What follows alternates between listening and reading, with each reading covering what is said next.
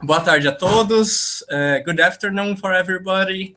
We are continuing today with ALAFI's second Congress on Intercultural Philosophy, continuando aí com o segundo Congresso Internacional de Filosofia Intercultural da ALAFI.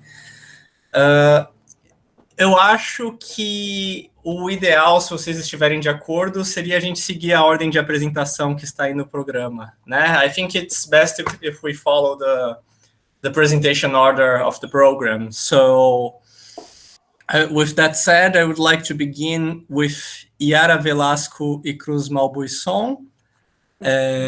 Yara, se você puder, antes da sua apresentação, antes da sua fala, se apresentar, né? E a Yara vai falar sobre o tema Compreensibilidade e Equivocação. Estamos muito felizes de ter você aqui conosco, Yara. Estou muito feliz de estar aqui. Boa tarde a todos, eu sou Yara Velazquez, eu faço doutorado em Filosofia na Unicamp. Infelizmente, eu não consegui traduzir o meu texto para inglês, então eu vou também rapidamente me apresentar em inglês e tentar fazer um resumo muito breve do que eu vou falar para os estrangeiros, mas vou apenas ler meu texto em português, peço desculpa, eu sei que isso não era o ideal, né? Good afternoon, everybody. My name is Yara Velazquez. I am a PhD candidate at Unicamp. I study philosophy. I apologize. I did not have time to translate my text to English. So, unfortunately, I'm only going to be reading my text in Portuguese. But briefly, what I'm going to try to do is compare and put together Werner Stegmeyer's interpretation of Nietzsche, especially his understanding of Nietzsche's use of Missverständnisse or misunderstandings in his late philosophy, with what the Brazilian anthropologist Eduardo Vieira de Castro has to say about Amerindian perspectivism as an equivocation doctrine, so to speak. So that's a little bit what I'm going to try to do. Posso passar a leitura? Fica à vontade. Tá bom. Bom, em um filosofar intercultural, é preciso dar ensejo a surpresas. Assim resume Stegmeyer a tarefa que se impõe quando pretendemos, junto com Nietzsche, ousar fazer experimentos do entender, buscando investigar, inclusive, as plausibilidades seguidas por outras culturas. Estas duas noções, plausibilidade e cultura, guardam íntima relação entre si e conectam-se ambas com a questão da compreensibilidade na filosofia de Nietzsche. Stegmeyer define cultura como aquilo que se tornou autoevidente e, portanto, como aquilo que possibilita a compreensibilidade. Plausível, por sua vez, é tudo aquilo com que concordamos espontaneamente, tudo aquilo, portanto, que não parece requerer alguma fundamentação ou questionamento adicional. Tendo em vista o longo processo de autossupressão da verdade preconizada por Nietzsche, Stegmeyer pode então considerar que a filosofia, depois de Nietzsche, não apenas prescinde de verdades absolutas, mas finalmente que orientações filosóficas repousam sobre plausibilidades não fundamentadas, uma vez que todas as perguntas por fundamentação terminam em plausibilidades e todas as fundamentações partem delas. Pontos de vista filosóficos, assim, são redes de plausibilidades. O que me interessa ressaltar aqui é que a própria filosofia, nesse contexto interpretativo, torna-se um empreendimento intercultural. Isto porque, enfatiza Stegmeyer, a outras culturas são admitidas outras orientações filosóficas, isto é, outros pontos de vista filosóficos e outras redes de plausibilidades. Assim, caberia à filosofia, reconhecendo sua inerente culturalidade, não somente questionar-se acerca da genealogia de tais posições e orientações filosóficas, mas procurar colocar as orientações culturais umas em relação às outras. Mas ainda, se, como diz Stegmeyer, a tarefa da filosofia é questionar em sua essência aquilo que de resto é evidente, e cultura é precisamente aquilo que, tornado evidente, permite a compreensibilidade, pode-se então concluir que o filósofo está sempre a questionar a cultura, sendo possível também, a partir daí, se acercar dos experimentos com o entender avançados por Nietzsche. Cito Stegmeyer. Nietzsche recomendava aos filósofos não apenas admitir a incerteza como inevitável, senão também procurá-la propositalmente. A tarefa do conhecimento filosófico não poderia ser, como no cotidiano e na ciência, reconduzir o estranho ao conhecido, mas sim buscar pelo estranho enquanto tal. Nisso, o aparentemente mais conhecido e evidente, a rede das próprias plausibilidades, pode se revelar como mais estranho. Em Nietzsche, encontramos um contraponto à pressuposição de que a meta de todo comunicar-se é ser compreendido. Ao descrever essa meta de toda comunicação como evidente por si, Stegmaier já indica a seus leitores que nela se esconde um pressuposto cultural. Que a compreensibilidade seja, como formula Stegmaier, aquilo que queremos e pelo que nos esforçamos quando nos comunicamos, Nietzsche contesta, por exemplo, quando afirma em Gaia Ciência 381, cito, não queremos apenas ser compreendidos ao escrever, mas igualmente não ser compreendidos. Todo espírito e gosto mais nobre, quando deseja comunicar-se, escolhe também seus ouvintes, e ao escolhê-los, traça de igual modo a sua barreira contra os outros. Em uma anotação preparatória a Para Além do Bem e do Mal, Nietzsche enfatiza que há algo de ofensivo em ser entendido, pois compreender é igualar. Mas não apenas a compreensão é indesejável, como também a incompreensão, uma vez que contra o incompreensível, os homens permanecem frios e frieza ofende. Tendo em vista que o que se expressa em palavras ou signos de comunicação é uma perspectiva gregária, firmada por hábitos seculares, ou seja, por processos de generalização, abreviação e falsificação, cujo surgimento deve-se à necessidade de comunicação em situações de perigo, Nietzsche pode concluir que é preferível, então, ser mal entendido. São estes três polos de verbo, entender e ser entendido, não entender e não ser entendido e mal entender, que Stegmaier mobiliza para interpretar a inversão operada por Nietzsche da questão da compreensibilidade.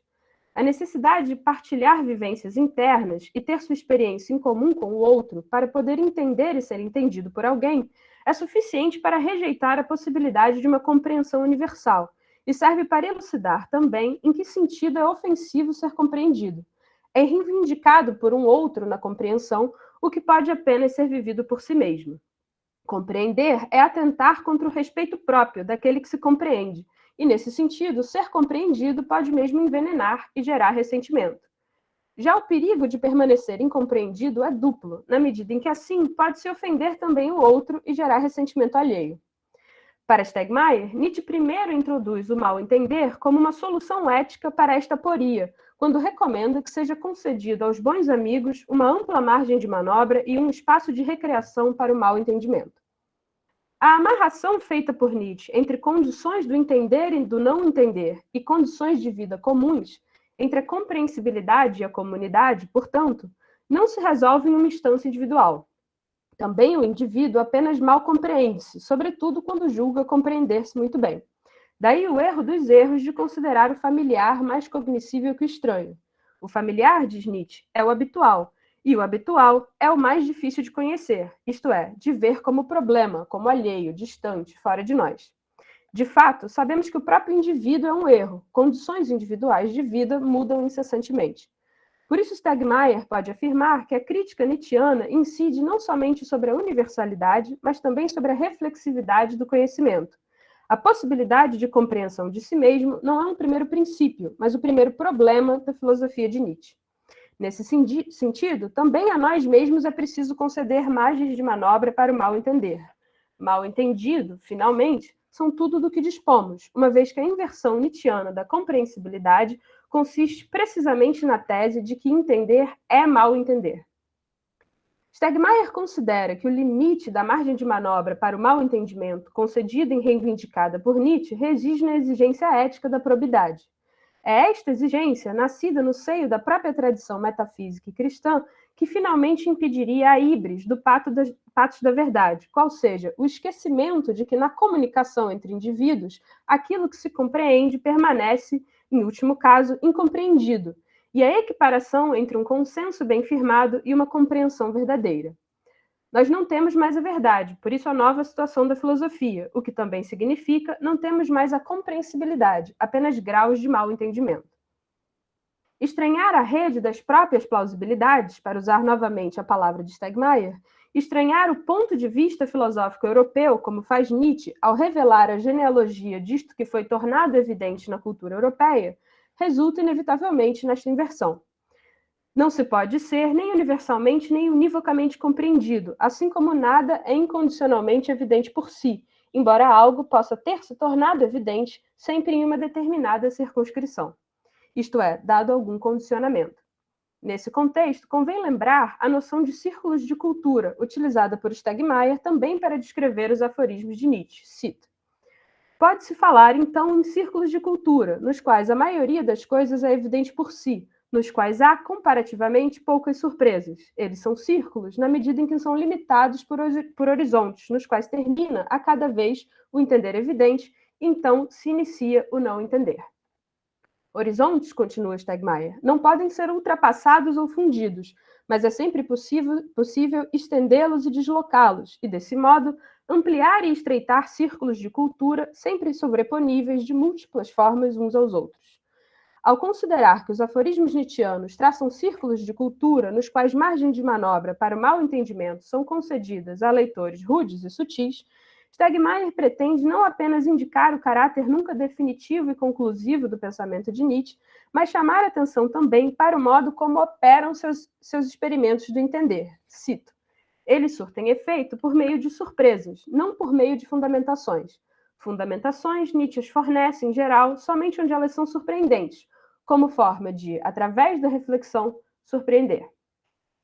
Surpresas nós as encontramos também na antropologia, ao menos enquanto essa disciplina se mantém fiel, diz Viveiros de Castro, ao projeto de exteriorização e estranhamento da razão que sempre a moveu. Equiparando-se a um trabalho de tradução, o empreendimento antropológico etnográfico, segundo Viveiros, pretenderia produzir uma reconstituição da imaginação conceitual nativa nos termos da nossa própria imaginação, de modo a forçar nossa imaginação e seus termos a emitir significações completamente outras e inauditas. Na medida em que experimentar outra cultura sempre nos oferece a ocasião de fazer uma experiência sobre a nossa própria cultura, Viveiros pode afirmar, junto a Maniglier, que o que uma verdadeira antropologia faz é nos devolver uma imagem de nós mesmos na qual não nos reconhecemos mais. Ora, para este autor, é precisamente isto que faz o perspectivismo ameríndio, ao avançar sobre a antropologia ocidental, perspectivando seus contrastes e analogias usuais e fazendo seus termos clássicos e clássicos pares de opostos, natureza, cultura, indivíduo, sociedade, toda a terminologia do parentesco, quererem dizer outra coisa. A expressão perspectivismo ameríndio refere-se, grosso modo, à ideia de que, nas cosmologias ameríndias, quase todos os seres são tratados como sujeitos, dotados de uma perspectiva própria, que veem a si mesmos como humanos e seu próprio comportamento como cultural. O sangue que a onça bebe a sua cerveja de milho, reconta Viveiros, a lama onde chafurdam os porcos selvagens a sua casa cerimonial, os urubus veem os vermes da carne podre como peixe grelhado, etc. Nessas cosmologias, portanto, estaria operando um outro ideal de conhecimento bastante diferente do ideal científico ocidental, com suas tendências objetivistas, pois tenderia, ao contrário, a equacionar o ato de conhecer algo, não a conhecê-lo objetivamente, mas a conhecer de sua perspectiva.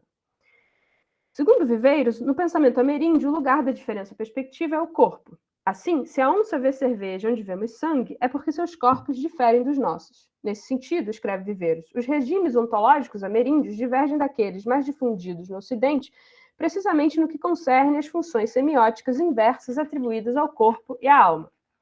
Viveiros ilustra essa ideia relembrando uma anedota etnográfica narrada por Lévi-Strauss. Cito Lévi-Strauss. Nas Antilhas, alguns anos após a descoberta das Américas, enquanto os espanhóis enviavam comissões de inquérito para investigar se os indígenas tinham ou não uma alma, estes se dedicavam a afogar os brancos que aprisionavam, a fim de verificar, por uma demorada observação, se seus cadáveres eram ou não sujeitos à putrefação. Recordando os termos que Stegmaier usa para interpretar Nietzsche, podemos dizer que essa história revela dois pressupostos distintos, tornados evidentes por si em diferentes círculos de cultura. Para os índios, era autoevidente que os espanhóis tinham alma, mas poderiam ou não ter um certo tipo de corpo, assim como era autoevidente para os espanhóis que os índios tinham corpo, mas poderiam ou não ter uma alma. Que índios tenham corpos e que europeus tenham almas, eis algo que nunca foi posto em dúvida nem por índios nem por europeus. Para Viveiros, o interesse dessa analogia reside na equivocação que ela contém. Corpo e alma não significam o mesmo para índios e europeus. A equivocidade, para Viveiros, é uma dimensão constitutiva do projeto de tradução cultural que caracteriza a antropologia.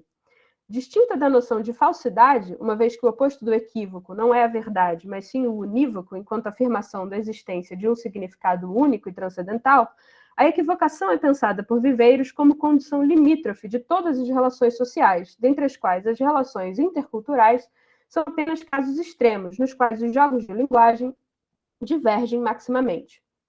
Com ela, interessa pensar antes a intenção radicalmente diversa que a extensão aparentemente problemática dos conceitos evidenciados em diferentes coletivos humanos. Europeus e indígenas mal compreendem-se, por certo, mas seus equívocos não são os mesmos. Nesse sentido, cabe frisar que a noção de equivocação controlada já é, ela mesma, segundo Viveiros, uma tradução das práticas de conhecimento ameríndias.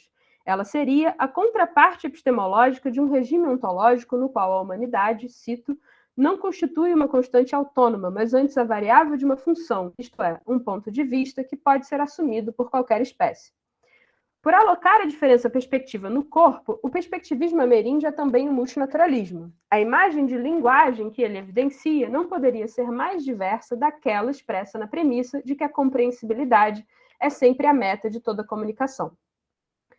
Tal como o mal entendimento em Nietzsche, a condição da equivocidade também não se resolve em uma instância individual ou no interior de uma mesma comunidade.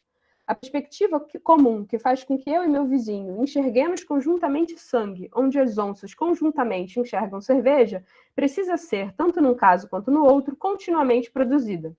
Daí a centralidade do tema da fabricação contínua dos corpos nas práticas ritualísticas e na mitologia ameríndia. A primeira e principal premissa ontológica dos mundos amazônicos, diz Viveiros, é a de que a identidade é um caso particular da diferença. A identidade e a semelhança, portanto, nada mais são que, cito, ausência relativa de diferença, o que equivale a dizer que só existe diferença em maior ou menor intensidade. No pensamento ameríndio, onde tudo pode ser humano e, portanto, nada é humano inequivocamente, entender e ser entendido, assim como não entender e não ser entendido, todas essas formas do equivocar-se também envolvem diversos perigos. Compreender e ser compreendido, quando se está diante de uma onça, por exemplo, pode significar igualar-se à perspectiva da onça, deixar-se apropriar por ela, passando a ver o mundo como ela vê, e, nesse sentido, corre-se o risco de ser subjulgado por esta outra subjetividade que, em condições normais, isto é, naquelas que são saudáveis para o hábitos que constitui o nosso corpo, jamais veríamos como humano. Também... Yara, Oi. Só te avisar, 5 minutos, tá? Tá, eu vou concluir. Também a incompreensão é arriscada se, por meio dela, deixarmos de nos precaver contra a força de seres cuja subjetividade desconsideramos. Aqui, a frieza que ofende e pode gerar ressentimento apresenta-se sobre a forma latente da vingança e da retaliação, tanto interpessoal quanto interespecífica. Este seria o sentido dos frequentes rituais de dessubjetivização xamanística do animal caçado, que preparam sua carne para o consumo da tribo, bem como das comuns restrições alimentares ameríndias, o sentido da precaução, já que, cito, nunca se pode estar certo sobre qual o ponto de vista dominante quando se interage com outrem. Tudo é perigoso, sobretudo quando tudo é gente, e nós talvez não sejamos. Fim de citação. Enquanto doutrina do equívoco, o perspectivismo ameríndio tampouco pressupõe, para usar as palavras de Stegmaier, um terceiro termo por meio do qual poderíamos nos relacionar mutualmente, isto é, uma verdade na qual poderíamos nos compreender mutualmente. Ele nos oferece, contudo, na instigante figura do xamã, uma espécie de diplomata ou guerreiro hermenêutico, alguém que lida por ofício com a equivocação. Se, no pensamento ameríndio, assim como no pensamento nietzschiano, interpretado por Stegmaier, cada um permanece com o seu próprio entendimento, cada um é, em sentido radical, indivíduo que desde o princípio nada tem em comum com os outros, mas antes tem que incorporar toda a comunidade, pois é sob tal condição que os indivíduos se comunicam.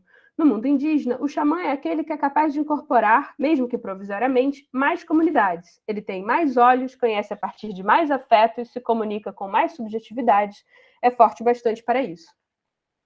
Num mundo composto de uma infinidade de focos acesos de intencionalidade, que não pode senão conter uma boa dose de más intenções, escreve Viveiros, o xamanismo é a continuação da guerra por outros meios, mas isso nada tem a ver com a violência em si mesma, e sim com a comunicação. Fim de citação.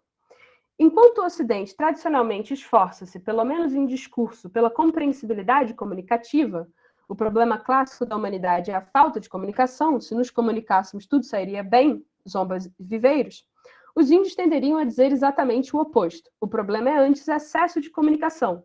Algo que se poderia ilustrar, aliás, recorrendo a um mito Yanomami mencionado em A Queda do Céu, no qual uma espécie de torre de Babel às avessas é descrita. Cito Copenau e Albert. Omama, o demiurgo Yanomami, e Remori, o espírito zangão, resolveram que agentes diferentes que tinham criado não deviam ter a mesma língua. Acharam que o uso de uma só língua provocaria conflitos constantes entre eles, pois as más palavras de uns poderiam ser ouvidas sem dificuldades por todos os demais. Por isso deram outros modos de falar aos forasteiros, e depois os separaram em terras diferentes. Então, ao fazerem surgir neles todas essas línguas, disseram-lhes: vocês não entenderão as palavras dos outros, e assim só irão brigar entre si. O mesmo acontecerá com eles. Lá onde ter saúde significa saber manter as perspectivas separadas, talvez faça mais sentido afirmar com Nietzsche: nossa tarefa é e continua sendo, antes de tudo, não nos confundirmos com os outros. Tarefa filosófica cujo enfrentamento nos coloca diante do sempiterno desafio de estender e deslocar múltiplos horizontes.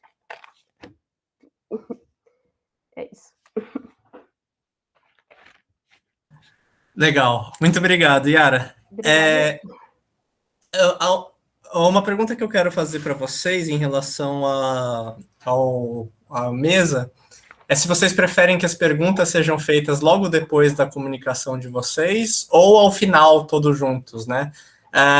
I'm asking right now if you guys would prefer to have the questions for your talk just after your talk, or should we have a common session by the end of the whole?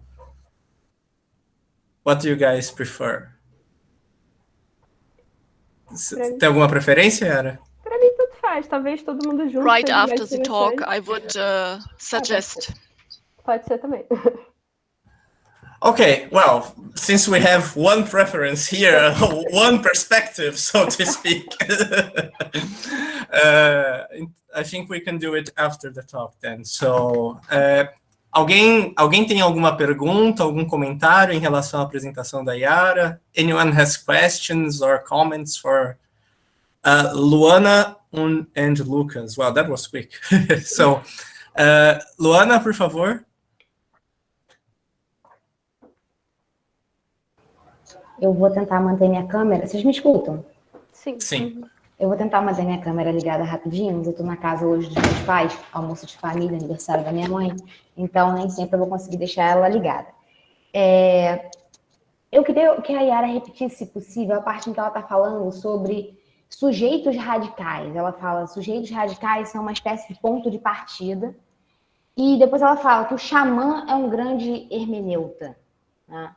O xamã que faz esse papel de significação, ressignificação, interpretação e compreensão. Eu queria, se você pudesse repetir essa parte, porque eu achei ela um pouco complicada, né? Essa saída da perspectiva ocidental, bem ocidental, né? Vamos dizer assim, da figura de sujeitos radicais como ponto de partida da comunicação ou da interpretação. Você supor que cabe ao xamã, especialmente, o papel de grande intérprete. Uhum. E eu achei isso curioso, em primeiro lugar. E, em segundo lugar, e essa mesma perspectiva, acho que ela toca em certos pontos, quando no final você fala que, segundo a perspectiva nietzschiana, a gente não deve... um dos nossos papéis, das nossas funções ou dos nossos objetivos é não nos confundirmos com os outros. Uhum.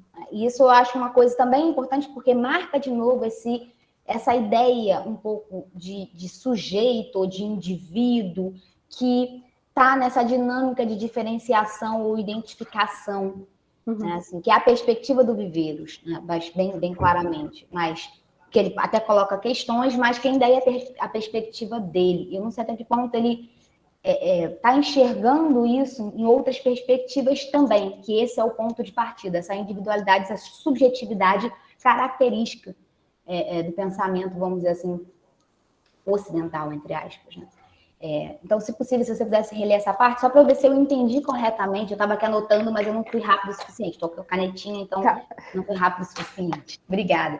Tá, agradeço pela pergunta. Se eu não me engano, você deve estar se referindo ao momento em que eu falei, se no pensamento ameríndio, assim como no pensamento nietzschiano interpretado por Stegmaier, cada um permanece com seu próprio entendimento, cada um é, em sentido radical, o indivíduo que desde o princípio nada tem em comum com os outros, mas tem acho que incorporar toda a comunidade, pois é sob tal condição que os indivíduos se comunicam. No mundo indígena, o xamã é aquele que é capaz de incorporar, mesmo que provisoriamente, mais comunidades. Essa parte, né?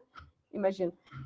Perfeito, que você fala que ele fala de incorporar, como se tivesse uma coisa que estava lá, e aí essa coisa ou pessoa ou subjetividade, para compreender, faz uma incorporação, traz outras coisas, né? Toma corpo em outras coisas, mas como se houvesse uma coisa ali antes das próprias interpretações. Eu falo isso porque eu acho que já deu para perceber, mas eu venho de um estudo, eu faço doutorado na Alemanha, né, em Freiburg, e eu venho desse estudo com Heidegger, né, muito forte. Então, essa ideia de que, dessa radicalidade aqui, nessa coisa de ter uma coisa, de alguma maneira, a priori,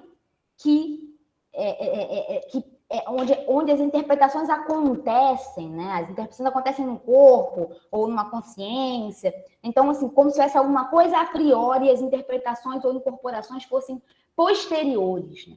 Fossem, assim, não fossem a mesma coisa. Eu digo nessa ideia de interpretação, assim, o ser como interpretação, como o Gadamer coloca, né? Como ser como interpretação é um ser que é interpretação, não tem nada, né, fora da interpretação, não teria nada a priori, e aí se teriam incorporações e interpretação. Por isso que eu fiquei um pouco Então, na verdade, eu concordo com você. Eu acho que talvez em outras partes do texto eu tentei tocar um pouco nisso. O próprio indivíduo é um erro, né? O próprio indivíduo é uma interpretação para o próprio Nietzsche e para o Stegmaier lendo Nietzsche também. Então, é preciso manter isso em mente quando ele diz isso, né? É, sem sentido radical, um indivíduo, mas também um indivíduo apenas mal se compreende, também um indivíduo é apenas uma interpretação, também o indivíduo é um erro, né? Nesse sentido. Então, eu acho que não teria, nem para o Stegmaier, nem para o Viveiros de Castro, se eu bem entendo o que eles estão dizendo, não teria esse a priori, né? É como o Viveiros de Castro, por exemplo, dizendo o que você tem é diferença, a identidade é um caso particular da diferença, a identidade tem que ser produzida, né? O xamã tem que ser produzido também. Esse mesmo corpo que vai poder trocar de perspectiva, ele tem que ser produzido continuamente, né? Então, essa ideia do Nietzsche, de nossa tarefa é e continua sendo, antes de tudo, não nos confundirmos com os outros, ela é um pouco paradoxal no próprio Nietzsche, né? Porque o Nietzsche é exatamente esse filósofo que vai falar como tornar-se o que se é, né? Então, também, eu acho complicado pensar no Nietzsche, eu acho que essa seria a leitura do Stegmaier, se eu bem a compreendi, não há esse indivíduo tradicional do Ocidente no próprio Nietzsche, o Nietzsche está desconstruindo isso também, então tem algo de paradoxal, digamos assim, nessa perspectiva, né? Saber manter as perspectivas separadas não é uma tarefa distinta da tarefa de deslocar e estender horizontes, né? Sempre múltiplos, sempre dinâmicos, como eu estou entendendo, pelo menos, a interpretação do Stegmaier do Nietzsche. Né? É porque ele coloca a figura do xamã como grande hermeneuta, né? Então, ele coloca uma figura que é diferente das outras. O xamã ele tem uma função social que é diferente das outras. Que é de criar perspectivas, né? Desculpa interromper um pouco vocês, é que como o tempo é meio curtinho, seria bom a gente dar a oportunidade para outra pessoa perguntar também. A gente pode manter esse diálogo depois. Agradeço pela pergunta. Lucas, diga lá. Obrigado, Yara, pela apresentação. Obrigada. Espero que estejam me ouvindo bem. Sim. Pelo que eu entendi também, você fez uma leitura bem intensa do Stegmaier, né, um comentador de Nietzsche, e do Viveiros de Castro, né? Ambos, os dois com determinado antecedente. Eu vou até aproveitar a menção ao Heidegger da pergunta anterior para te fazer uma pergunta mais aberta, não em relação ao texto. Não vou pedir para você reler nenhuma passagem que você escreveu, não. Acho até que... Mas é uma pergunta um pouco mais aberta, né? Autores que foram citados, como Stegmaier, que você trabalhou mais, o Nietzsche, ou mesmo o Heidegger, a experiência intercultural deles, se a gente for forçar muito a barra, ela é apenas com a Grécia Antiga. Eles não têm experiência intercultural nenhuma. Né? Por mais que a não ser que a gente force muito a barra de algumas interpretações, mas eles só levam realmente a sério esse outro, né? Esse outro completamente diferente, difícil de entender para eles, é a Grécia Antiga. E aí você tem um autor como Viveiros de Castro, que tem um trabalho na antropologia, com a... Opa, falhou um pouco para mim o áudio. Falhou aqui também a perspectiva. A perspectiva do Lucas foi equivocada, assim, tipo...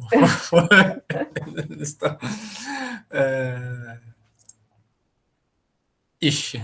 Caramba. Danou-se. Até para fazer um meme com essa imagem congelada. Acho que voltou. Opa, desculpa, eu tinha pessoal, travado seu áudio, mas eu te ouvi até você chegar no Viveiros de Castro, aí travou. Eu vou aproveitar, me desculpa, eu estou num país que a internet é muito ruim, né, na Alemanha. Perdão. Aqui é péssimo. Né, o Brasil está alguns anos-luz de tecnologia nisso, perdão. Yara, esse problema que o Vieira de Castro tem também de falar sobre o Ocidente, às vezes ele faz muito um ocidentalismo, né, aquele orientalismo ao inverso. Eu concordo. E aí a gente coloca, aí todo mundo é crítico do Ocidente, inclusive os ocidentais, Nietzsche, Heidegger, Steinmeier. Como você lida com esse problema, assim? Porque parece que a gente está criticando sempre o Ocidente, criando todo esse ocidentalismo, e o Viveiros de Castro não é um xamã. Ele também é um professor, um antropólogo, acima de tudo, ocidental, faz um trabalho que eu também leio, a gente já se encontrou na ALAFI também muito, a gente lê com muito, mas não é o Davi Copenal. Não, é o leitor de Deleuze. Não é qualquer outro que a gente tenha talvez um acesso, talvez o único que a gente tenha um acesso por escrito seja o Davi Copenal, é o trabalho do Bruce Albert, mas esse trabalho o Vieira de Castro não fez. Como você lida com esse problema e tentando fugir desse ocidentalismo, né? Eu estou pensando aqui no livro Orientalismo mesmo do Eduardo Safir, assim, como que você lida com isso no trabalho, né? Que também é algo que me move, assim. E obrigado pela apresentação. Bom, obrigada pela pergunta. É uma excelente pergunta. Na verdade, eu compartilho desse incômodo, né, lendo Viveiros de Castro, né, com essa espécie de caricatura, digamos assim, do Ocidente, que está frequentemente ali, que deixa de lado também muito do que aconteceu no próprio Ocidente e na filosofia ocidental, né? E eu acho que o Nietzsche é um grande exemplo disso, na verdade. Isso é uma coisa que eu quero conseguir abordar isso na tese, ainda não fiz, mas eu acho que tem no Nietzsche uma figura muito, para mim, pelo menos, muito difícil de entender, mas que eu vejo como que coloca uma tensão no raciocínio do Viveiros, que é a figura da autossupressão, né? Que é a ideia da autossupressão. Então, eu acho que o Ocidente, numa perspectiva nietzschiana, é mais interessante, na verdade, do que o que a gente encontra no Viveiros, onde ele vai frequentemente falar que se trata de modos incompossíveis, né? O ameríndio ocidental não se compõe, etc. e tal. Eu tenho a impressão, embora ainda não sou capaz de defender isso de modo muito qualificado, que a partir do Nietzsche dá para dizer muito do que o Viveiros está falando, mas dá para ir além, talvez exatamente porque não há essa caricatura do Ocidente ali, ou pelo menos eu não vejo desse modo, né? Mas é uma excelente pergunta, eu não tenho uma resposta perfeita para ela, não, definitivamente. Imagina, mais um comentário. Obrigado, Yara. Obrigada. Legal. Então, mais uma vez, muito obrigado, Yara. Eu só fazer um comentário de 10 segundos sobre essa discussão que me parece interessante, né? Parece que, como fala do estruturalismo como um kantismo sem sujeito transcendental, talvez desse para pensar um perspectivismo sem indivíduo, né? Isso seria bastante curioso, assim. Well, I think we can then move on to our next presentation, which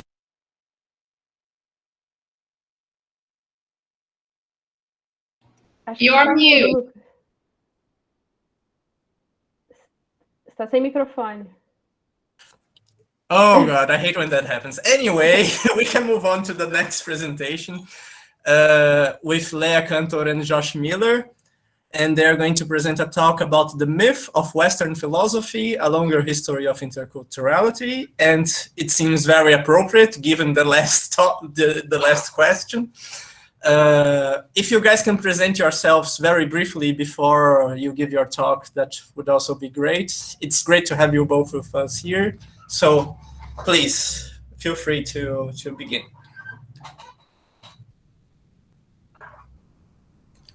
Lea, do you want to introduce yourself briefly? Sure. Hi, everyone. I don't really have Portuguese, so I caught some things with my French and Italian, but I'm afraid I wasn't following the details. My name's Lea. I'm a PhD student in the UK at Oxford, and I work on Chinese and Greek philosophy. And Josh will actually be talking today, but I'll be there to answer questions as well. Olá, gente. Boa tarde and good evening, depending on where you are. I'm in Cape Town in South Africa, so it's getting late here, but it's very exciting to be with you. I had tried to come to ALAFI 1, but was finishing my PhD, so never quite made it. But I'm now a postdoc in South Africa at the University of Kwa-Zulu Natal. Eu falo pouco de português, mas não o suficiente para entender a primeira palestra. And so I'm also going to be presenting in English, but I do have a PowerPoint em português para vocês. Obrigado. É mais fácil falar do que entender. Eu não sei porquê, mas então. Can you see that? Is that all working? Great. So what I'm going to be presenting today is work that Lea and I have been doing over the course of the last year. We are writing a book on the myth of Western philosophy, and this is a kind of summary of the kind of main arguments and the main themes of the book. Do I need to say anything about? No, I think that's enough general introduction. So let's get to it then. We didn't know about Ben Kies when we started the project, but since then we've come across him, and he's actually absolutely wonderful. I particularly like him because he's also from Cape Town, same as my home city. And he was very active in the sort of mid-1900s, particularly in kind of anti-imperialist circles that then later also turned into anti-apartheid circles. So he was a socialist, anti-Stalinist. He was a teacher. He became a lawyer and a kind of generally a kind of person involved in both sort of theory and practice. And one of his biographers, Crane Sudeen, has called him one of the Cape Radicals. As I mentioned, he was part of several socialist organizations, and really a lot of his intellectual work and his theoretical work was related to his socialist and anti-racist kind of practical activities. And even the talk that I'm going to be talking about today, he emphasizes that we can't just challenge these ideas in theory, but also must meet them on the field of practice, as he puts it. For most of his life, he was a high school teacher. He wasn't really affiliated to a university. He wasn't an academic, but he was also a trade unionist with the South African League of Teachers, or the Teachers League of South Africa, I should say, and in particular worked with his partner, Helen Kies, and several others on their education journal, which produced a lot of the ideas and disseminated a lot of the ideas that he was engaged with. I'm not going to go into much of the detail, but it's very interesting that he's writing about issues that come up much later in academic knowledge production in a relatively well-developed theoretical sense, as we'll talk about momentarily. So on the 29th of September 1953, he presents the A.J. Abrahamse Memorial Lecture for the Teachers League of South Africa. So this is again not for an academic audience, but it's attempting to synthesize various academic currents and what is known in academia at the time into a kind of very popular and militant approach to how do we change these kinds of conditions. This is 5 years after the initiation of apartheid in South Africa, and obviously follows a long history of colonialism and imperialism as well. And the focus of his talk is on the myth of race, and not only sort of what is said in the title, that people from outside of Europe have contributed to civilization in general, but specifically one of the things that he's very concerned to do is attack this idea that there are such things as racial categories that the apartheid government is starting to use legally and so on, and that has been in kind of colonial discourse in South Africa for generations at this point. But what's very interesting for our project is that a part of what he does in order to attack that idea of race is to attack the entire idea of Western civilization. And I'll talk a little bit more towards the end about the direct link here. But in the process of doing that, he also takes aim at Western philosophy. And as far as we can tell, he is the first person and predates the next person by a good 60 years or so, who challenges the idea of Western philosophy and basically says, there's no such thing, this is just made up. And again, as Crane-Sudin mentions, he systematically attempts to challenge the idea that there is sort of a Western civilization with a Western man, Western philosophy, Western science, and so on. So I'm going to be going through this talk using some of his ideas as a launchpad to discuss some of the work that we are doing in our own book and the broader kind of intellectual project we're involved in. So to begin with, we might ask, well, what is this thing that we're taking aim at? You know, what is Western philosophy? And for the most part, people just kind of shrug and just, you know, it's just obvious, right? It's that thing. Don't you know? How could you, like, why are we even having this conversation? And it turns out that it's not really that obvious what it is in the first place, but also that people who use the term very rarely bother to define what they mean by it. And when they do, it's usually something, as Kies puts it, like a holy crusade to defend Western civilization and preserve the cultural heritage of the ancient Greeks, the Romans, and Christianity into Europe today. So it's very rarely actually kind of thought through and developed and argued and defended. But generally speaking, the picture is it starts with the Greeks, especially with Thales, the so-called father of philosophy, the first philosopher. And that's rational, argumentative, logical, secular, scientific, take your pick. It's something like that. Secondly, yes, absolutely. It certainly is an all too familiar term that actually makes very little sense when you start to prod at it. Secondly, that it's continuous from the ancient Greeks, or from Plato to Nato, or from the ancient Greeks to present day Europe. And thirdly, that it is a pure tradition that doesn't really have anything to do with anybody else. It's pretty much a European achievement, you know, the Greek genius and the wonders of Europe and so on. And so what I'm going to do in the rest of this presentation is essentially to take a look at each of those major claims. But just to point out that I, you know, tried to do a little bit of research and tried to see what was going on in Brazil in terms of what is taught in sort of higher education in Brazil around the history of philosophy. And as far as I can tell, Danilo Marcondes is one of the authors who's used as a kind of introduction to the history of philosophy. And he provides a very good example of exactly the common story. He's by no means alone in this. Bertrand Russell and Frederick Copleston in the Anglophone literature, and there are numerous others. But effectively, they all give roughly the same picture. You've got sort of Thales, Plato, Augustine. We don't talk about what happens next. Aquinas, Descartes, Kant, and Wittgenstein. And, you know, it's all nice and continuous. It has a start point. It ends in Europe today. And just the NATO in the chat is the North Atlantic Treaty Organization. It's the anti-communist thing that they did during the Cold War. Anyway, it's more of a joke than very serious analysis. We don't need to dwell on that too much right now.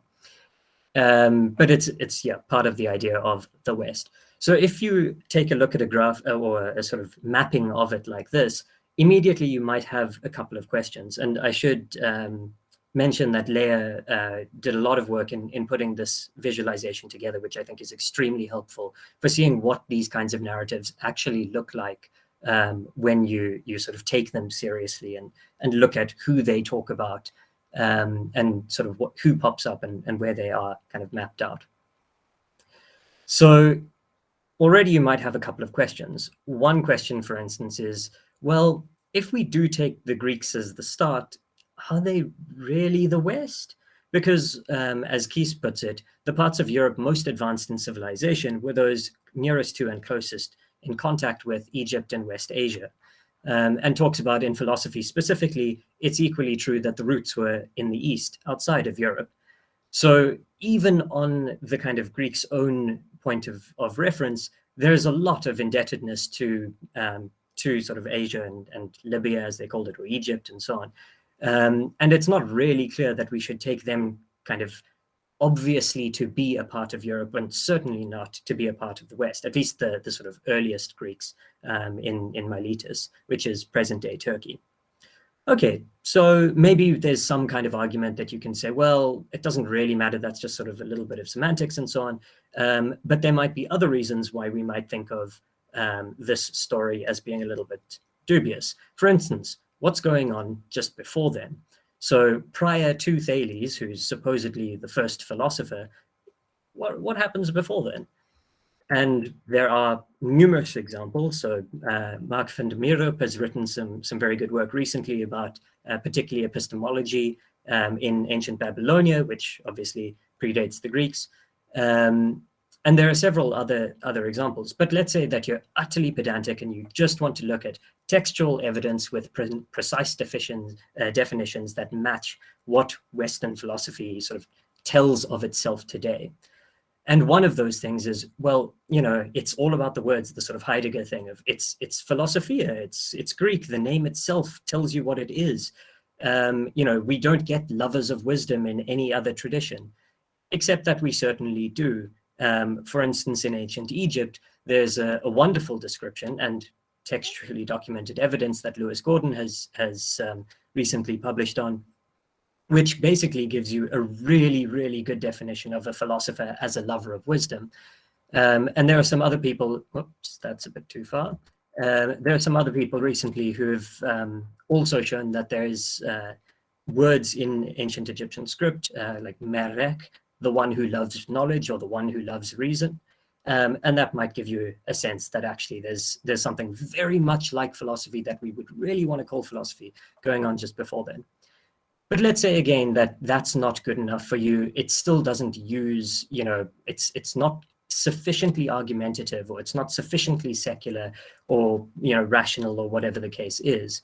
Well, then it turns out that maybe you're looking in the wrong place for the birth of philosophy, because actually the Greeks weren't exactly all that secular. We don't really know very much about what, you know, Thales' position was in details and so on. But there is a very good candidate for the birth of something that is argumentative, secular, rational, atheistic, even materialist, which comes from India, from just before Thales, sort of where we would date Thales as having lived. And that is Charvaka philosophy. I mean, there's obviously other parts of Indian philosophy that map onto other aspects of philosophy, but even if you want to take the kind of Western philosophy thing, very sort of hard line, well, it turns out that actually that's going on in India just before whatever's going on in Greece. So it seems a little bit dubious to say philosophy, defined as these things, rational, argumentative, etc., was born in Greece. What about the second claim then? The continuity until Europe today. And you might notice that when you map this sort of thing out on the graph, and even a lot of the authors kind of acknowledge this, they sort of go, well, there really wasn't anybody in this time period after the fall of the Roman Empire. It only really starts again with the scholastics in about the 1200s. It turns out that 1,000-year-long gap might by itself maybe challenge the idea that this is a continuous tradition. And for those people who, probably like those of you who are in the room or who are a bit more familiar with things outside of the standard narrative, you'll notice that even happening in and around Europe, there's kind of a very obvious part to what's going on here. And that is, as Peter Adamson puts it, philosophy in the Islamic world.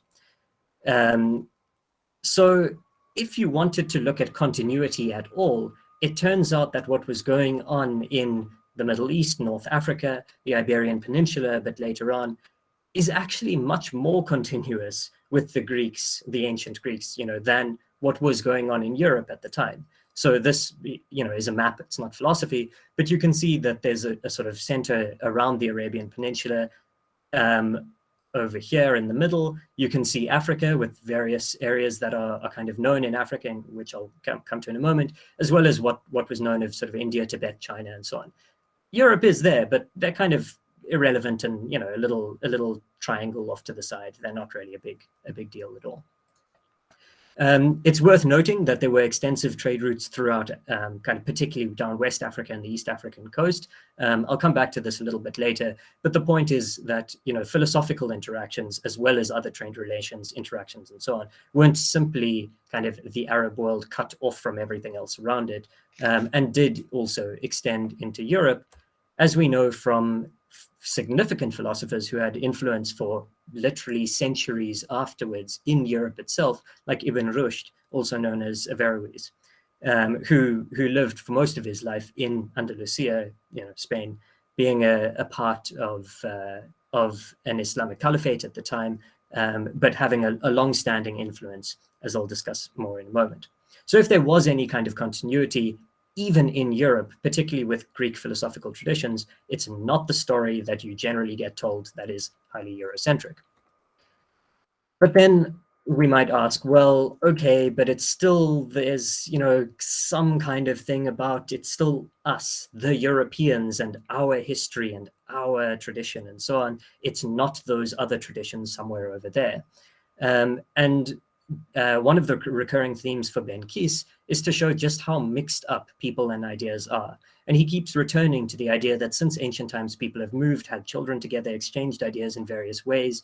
He highlights this amongst the Greeks, the Romans, the Christians, the Arabs, the, you know, links between Africa, Asia, and Europe, and so on. And there have been certainly at numerous points throughout this kind of historical trajectory, links between what we would consider kind of Europe or even the West today, and all sorts of other places. Thanks for the time warning. I'll try and run through this slide because this isn't specifically about philosophy. It's simply to point out that there's been no time in history when Europeans have been complete hermits.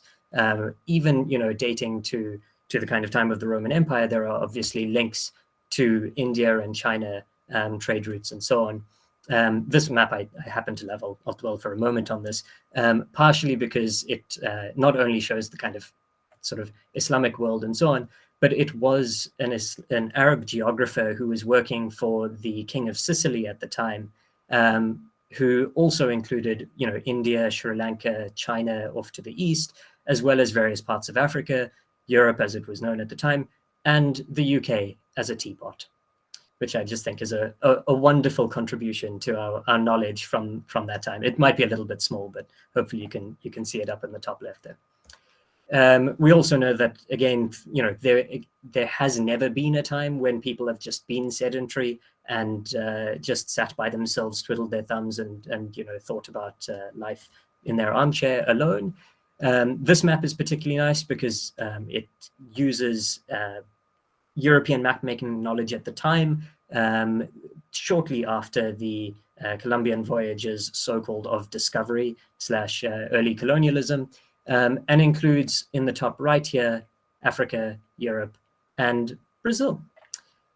And is, yeah, as I mentioned, an Ottoman map.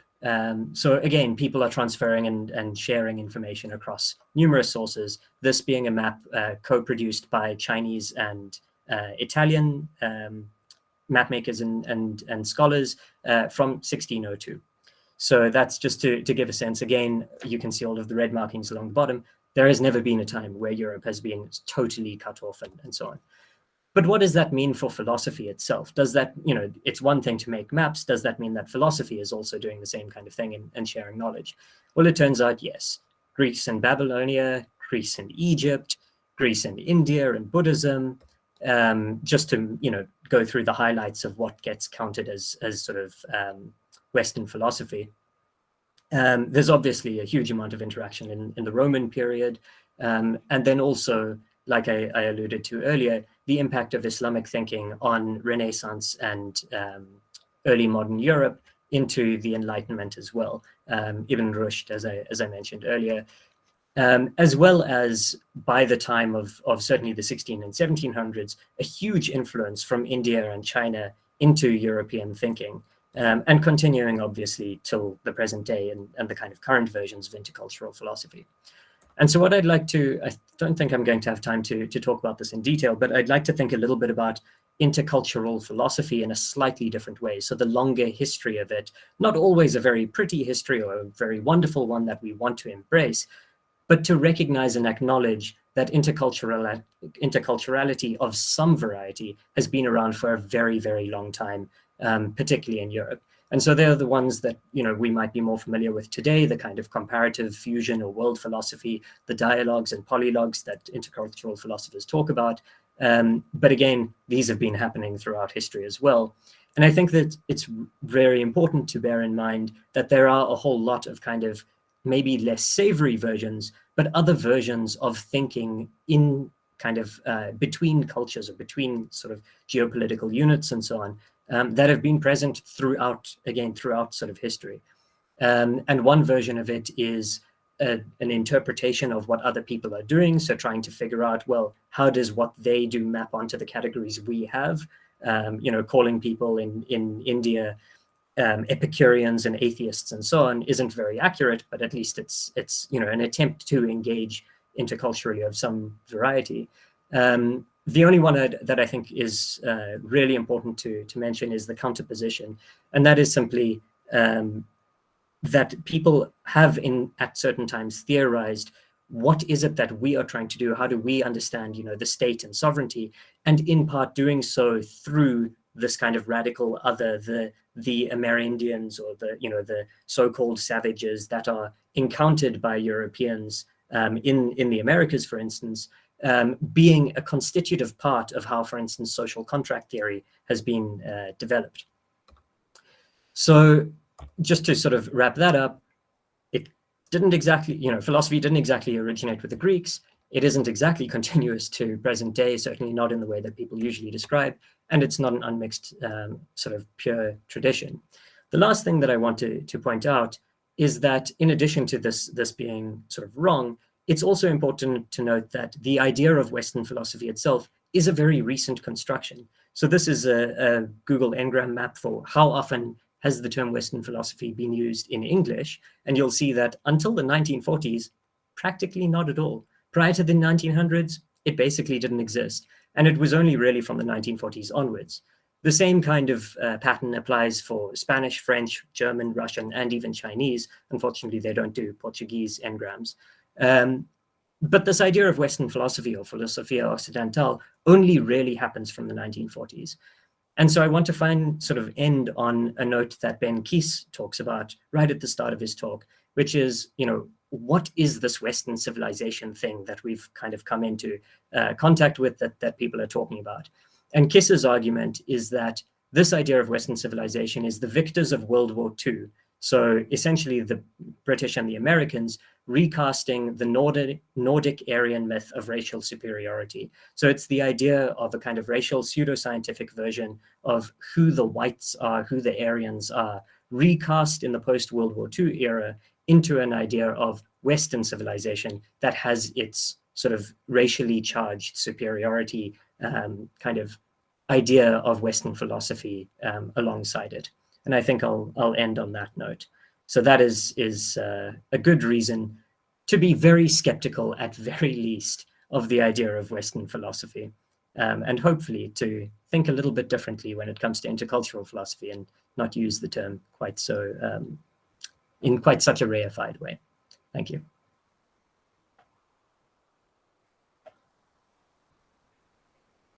Thank you so much, Josh and Lea, for your great presentation. We have some time now for questions, if anyone wants to make a question, if anyone has comments. Well, oh yeah, please, Yara. You can go first. No. My role here is to let people talk first. Go ahead. Okay.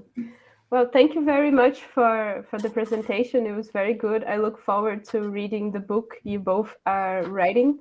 My question is actually just a tiny little thing.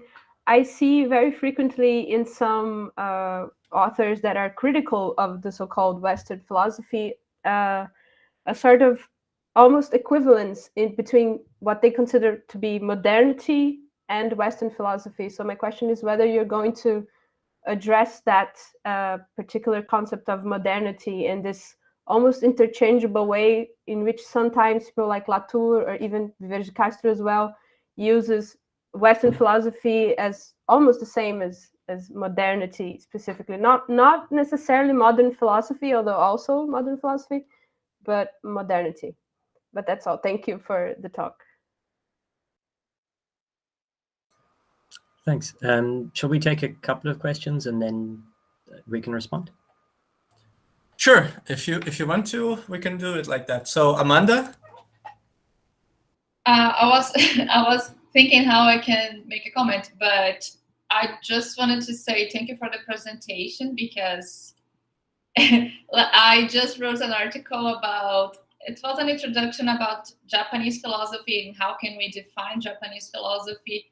And my argument is that we can define philosophy putting culture in the center.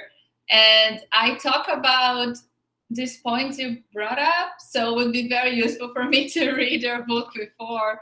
So I think it's very important, the work you've been doing. So I would like to thank you both. Muito obrigado. Lucas, if you want to make your question too, so we can have a round of questions. Josh and Lea, thank you for your work. My question is more a little bit open. All you tell is very nice and we agree with it, but it's not new. We know these things, like we discussed this on the last 13 years, 20 years, and we have a lot of authors, and then they make our philosophy with maps, and we show how, for example, Thales don't know the word philosophy at all. They come later, but we can apply that he's philosophing. We don't have these problems with mathematics. We don't have these problems with biology. You don't need Aristotle to make biology in China, and you don't need the Greek word, because mathematics is a Greek word, but you have mathematics in India. We have somehow all these problems just with philosophy, and you say there's racism and whatever.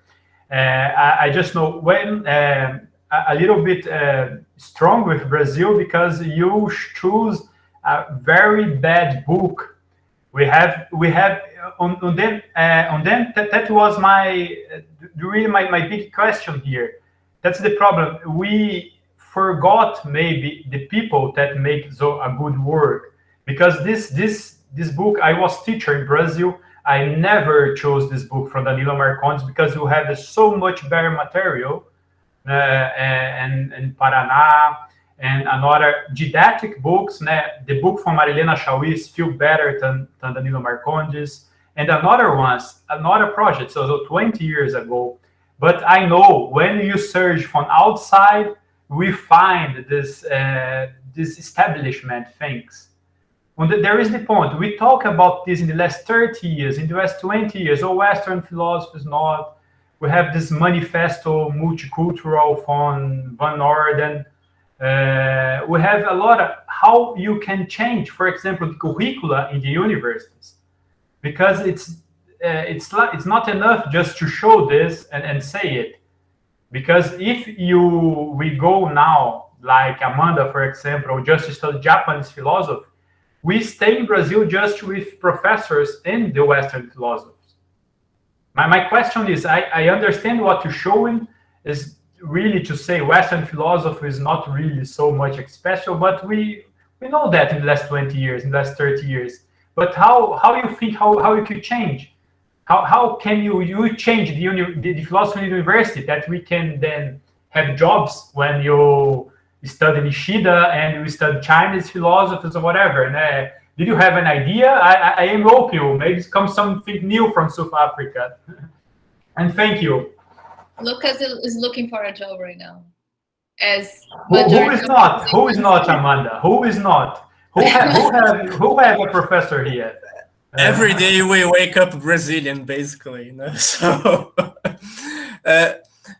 I also just wanted to make a very brief comment before you guys answer. Well, first of all, I thought the presentation was great. I'm really looking forward for your book too. I also would love if you would finish it before Amanda's article, so we can all read it beforehand, But I just wanted to make a brief remark that we have already been saying constantly in this Congress that Greece is not West to begin with, so this has been a common theme of this Congress, so I think it's really interesting that you are bringing this up. And also, on one hand, even though it certainly does make sense that the use of the term Western philosophy is very recent, at the same time, it does seem to have some background that is previous to it, has Yara pointed out with the concept of modernity, but not only that, even in Greece, if you think about Diogenes Laertius and the way he specifically denies that there are other philosophy than Greek philosophy, and so there's also this opposition between Greeks and barbarians, so there's some historical background, which does not deny what you said, I think, on the contrary, but I think it's a way to trace this genealogy of the concept of Western philosophy also further back.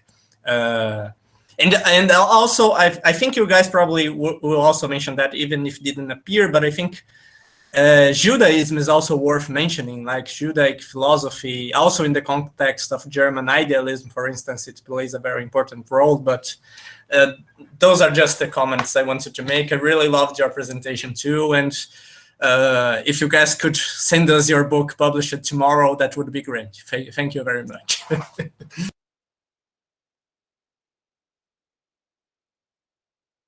So I think you guys can reply now if you want. Great. Thank you for the questions. That's a lot of very helpful stuff. So we've presented this at a couple of in a couple of contexts, and some of the contexts people are just like, we don't understand what you're talking about. So it's wonderful to hear people go, well, this is obvious. You know, I do think we're doing something new, and I'll get to that, but it is just really good to hear that, you know, people are kind of sympathetic, at least, towards the project, and in some cases looking forward to it. Lea, do you want to respond to any of the questions specifically? Maybe I'll answer the specific questions, maybe on Greece and Judaism and the sort of genealogy, perhaps going back to Diogenes Laertius. Do you want to just answer the bigger picture questions first? Yeah. Sure, yeah. So I think the one thing is, you know, what's new in all of this? And one of the things that is new is that although I sort of present Ben Kies as the you know, first person we can find who challenges Western philosophy, most people kind of work within some aspect of it. So there's a challenge to, you know, were the Greeks the first philosophers, or are the Greeks Western, and so on. But there are extremely few people, certainly in the Anglophone literature, there are literally 2 philosophers who have said there is no such thing as Western philosophy. And they're both in the last 5 years. So there is something kind of new, and we've been working with them, by the way. So Lucia Ley and Christoph Scheringer, they've both published on sort of challenging the idea. But I think what is new about it is partially that we are drawing together a lot of research that has been done in specific areas, and kind of pulling it together gives you a very different kind of perspective than anybody working in any one of those areas. Because the people, you know, sorry, there's a lot going on in the chat, but I saw somebody mention Karl Jaspers and the axial age. There are people who have done work on the kind of ancient side of things, and there are people who have done work like Peter Adamson on philosophy in the Islamic world, including Judaism or Jewish philosophers. But there are very few people who have sort of traced it across that entire history, drawn together everything that we know independently in these various facets, and sort of challenged the narrative head on. And a part of what we've seen with that, and apologies for using the worst example, I did actually come across Chawi, and her work is much, much better on this, I agree. The reason I used Marcondes is because he's a perfect example of exactly the narrative that we're trying to challenge. And the fact that he is still on reading lists in Brazil, glad to hear not yours, but the fact that he is still on reading lists in Brazil, you know, today, the fact that I was taught in Cape Town in South Africa, and I was taught the same narrative, the fact that, you know, I've encountered the same narrative in the UK, this isn't something that has gone away. The fact is that this is still a very prominent narrative of the West and Western philosophy in its totality, and that for the most part isn't really taken for granted. So I think confronting that head on, I don't know how useful that is in Brazil, but I'm glad to hear that that's not the only book going on there. But it is still, it seems to me, very useful, certainly in South Africa and in the UK. The other part that I wanted to respond to with that was in terms of how do you change the university, because I think that's a really important question. And for that, I think, again, going back to Ben Kies's point of attacking these things in theory as well as the terrain of practice is extremely important. So my PhD wasn't actually in philosophy at all. It was on student movements in South Africa and Brazil. The Ocupações das Escolas in 2015 and 16, and the Roads Must Fall and Fees Must Fall movement in South Africa around the same time. And what happened after the Roads Must Fall and Fees Must Fall movement was that things actually did start to change in universities, that understanding the capacity and leverage of students and staff, sort of academic and non-academic workers, to intervene within these kinds of institutions is one of the most effective ways to change these sorts of things. That's not what this presentation is about. It's, the presentation was within the realm of ideas, I suppose, but at the level of kind of social movement organizing and so on, that's how you get institutional change. I could say a little bit about legitimacy debates in relation to what Amanda said, and kind of how you understand, what is philosophy and what isn't. But I think maybe I'll leave that to Lea if I can, because I think I've done too much talking as it is. Thank you very much. I'll try to be brief. So just on some of the more specific issues that were raised, partly on the ancient sort of historiography. So Plato and Aristotle are mentioned in the chat as recognizing sort of non-Greek philosophy, and that's absolutely right. Unfortunately, it's not really something that's recognized in the specialized scholarship on Greek philosophy. So, of course, I think the people in the room here are very aware of these things and how the narrative gets falsified in the specialized sort of scholarship still, and even in more generic treatments of the history of philosophy, but that's not really well established at the moment. But I absolutely take the point. And the other thing that's really remarkable that I found out doing some of the research on the ancient side is that there's not like a single person, a single major figure in ancient Greco-Roman antiquity who called Thales the first philosopher. So not even Diogenes Laertius, right, who did, as Lucas was pointing out, say that philosophy is Greek in origin and it can't possibly be barbarian. Not even he presented Thales as the first philosopher. And I mean, I've found maybe 3 instances that are really foils for counter-argument amongst Christian apologists in like late antiquity. Like literally, it's just not a view that's endorsed. And it's not a view that's endorsed until the 18th century in German historiography of philosophy, which is quite well known to people who work on German historiography, but not really well known to sort of classicists and people who work more broadly on the history of philosophy.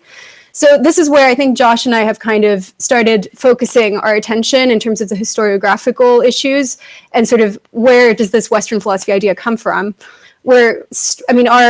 At the moment, what we take the 18th century to be a really formative period. So even though the term itself is not around yet, much of the narrative is sort of latently there by the end of the 18th century in figures like Christoph Meiners, Tiedemann, Tennemann, sort of contemporaries of Kant, who were actually influenced by Kant's views as well. Probably Kant himself apparently claimed Thales was the first philosopher in lectures, and he's probably the first person, along with Meiners, who claimed that, right? So that's quite striking. The other thing is Diogenes Laertius, yes, he was in a way crucial for the narrative, but at the same time, he was completely ignored for the entire Middle Ages.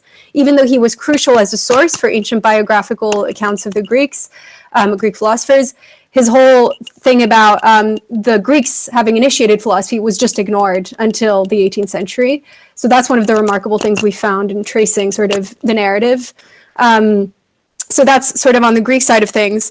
In terms of the Judaism sort of component, yeah, that's like, we've kind of looked at how Jewish philosophy fits into the narrative, how it's left out, ignored, sort of all of that. One of the remarkable things is that you have Hellenic Jews as well, right? So ancient Jewish philosophers in Alexandria who were very influential as well in pushing the idea that philosophy had non-Greek origins. They influenced and were influenced by Stoics. And I mean, it's very complicated, but the long story short is people who profoundly disagreed with one another, even in antiquity. So ancient Stoics, Jews, Neoplatonists, Christians all agreed that philosophy had non-Greek origins, right? That was the consensus, even amongst people who hate each other, who were hostile to one another. And then you see, of course, in philosophy in the Islamic world, that Jews were extremely active in that 700-year gap. In Arabic-speaking countries, Christians writing in Byzantine sort of empire were also very active, and they've been completely sort of erased from the narrative as well. So yeah, I'll just stop there because I don't want to continue talking indefinitely because we're pressed for time. I hope that clarifies some of the things that, yeah. Very much. Thank you so much, Lea and Josh, for your wonderful presentation. And I think we should then now move on to Yoko's and Anke's presentation. It's an honor to have you both with us as well. We are really glad to be able to listen to you. So please feel free to begin. Okay, thank you very much. Anke, are you there? Yes, I am here. Okay, we don't see you. Or do you see her too? Okay. Just wanted to say that Professor Rolf ELBERFELD is sick, so I am jumping into his place. My name is Yoko Arisaka. We are going to introduce a project that's wonderful, a follow-up for Josh and Lea's presentation. It fits really well.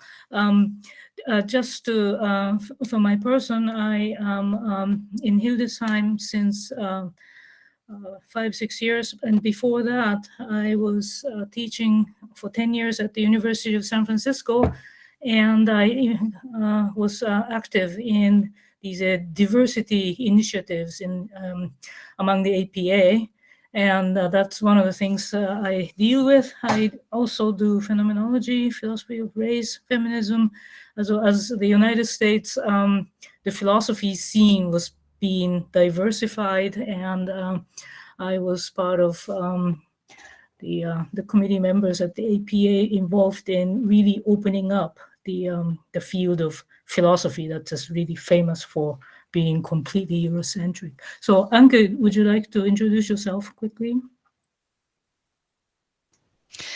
Yeah, hello, my name is Anke GRANESS. I'm also a member of the Reinhard Koselleck project, Histories of Philosophy in a Global Perspective here in Hildesheim. My research areas are intercultural philosophy with a special focus on African philosophy. I just finished writing a book on the history of philosophy in Africa, which will be published in German. Feminist philosophy, global justice, epistemic justice problems also belong to my research subjects. And please, Yoko, continue with our presentation. Do you see the slides? No, you don't see the slides. How do you do this? There is an arrow in the bottom. Jetzt, okay. And you click. Fenster. Okay. Aha.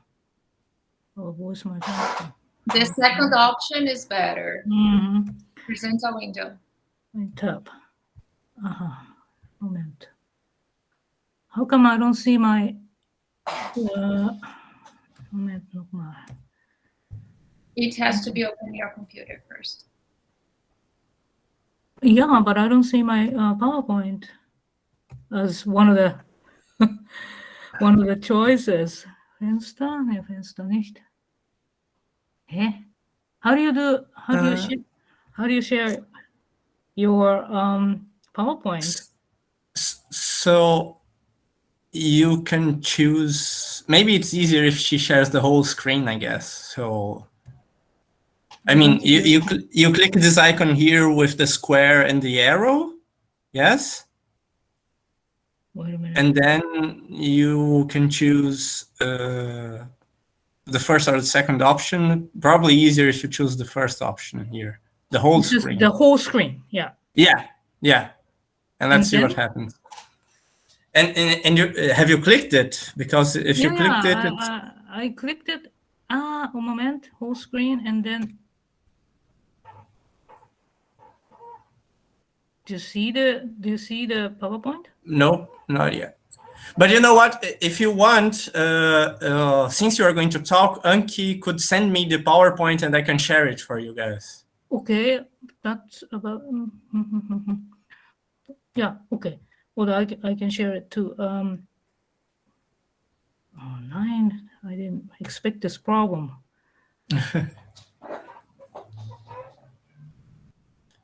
Also, what I see is okay, now. So. Yeah. Now now we can see it. Okay. And do you see that? Do you see that as? Wait a minute. I have to see it. You still have to. I have to. I'm going to tip this presentation mode. Yeah. Yeah. Exactly. Mm-hmm. And then yeah. So. Okay. Now I can't see you, so I'm going to talk. This is our project. It's called the Histories of Philosophies in Global Perspective, and Anke has the link posted. But it is a research project funded by the German Research Foundation. It is organized by Professor Rolf ELBERFELD, as we said, and Anke GRANESS is the sort of project manager who is here. And we are a team of 7 researchers whose backgrounds are in African philosophy, Arabic philosophy, Chinese philosophy, Japanese philosophy, feminism, race, post-colonial philosophies. And Lucas Martin has helped us with Portuguese, and Francesca Greco, who was here, who sort of, for technical reasons, maybe disappeared. She also helped us. She's a team member who does Spanish, Italian, and languages. And what we want to do, we are developing a web-based database of bibliographies in different languages. And currently we have over 20 languages, which will be shown in Anke's part. And then you see, and in some of the languages, the bibliographies that we collected, they go back to 10th century or in English, 16th century, quite old. And there you see this idea that we now know as Western philosophy. It is actually a new idea. Jakob Bruckner, for instance, in 1731, he attempted something like a history of philosophy, and there you see Chinese philosophy appearing, Japanese philosophy appearing, Chaldean philosophies appearing. I mean, it was much more diverse. Well, what happened? Well, as we know, the history of Western domination began 18th and 19th century, and together these alternative narratives disappeared, and the dominant, what was presented in Josh and Leah's presentation, the Western philosophy became the philosophy. So nowadays, we think of the history of philosophy as the history of Western philosophy, but it's actually, it is several hundred years old. It's this idea. In the West, the attempts had been made to create this Western philosophy narrative and pick and choose and exclude certain philosophical narratives. And then, so it is a construction that happened in the last 300 years or so. And before that, the philosophy was diverse, and it is actually diverse. We are sort of stuck in this Western picture for our geographical reasons.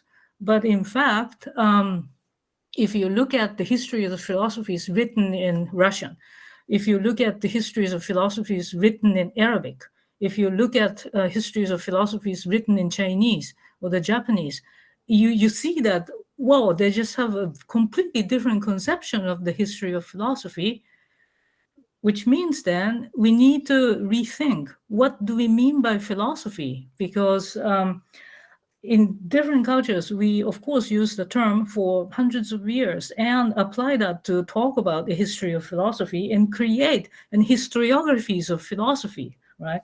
But I mean we, because we are located in these sort of Europe-centered linguistic world, we don't register them. But it's going on all over the world right now, right? The philosophy is, in fact, diverse. So and that's why we focused on different languages. And right now, as I said, we have over 20 languages collected. You will see the website. We'll introduce the website over what we have collected. We have been working on this since April of 2019.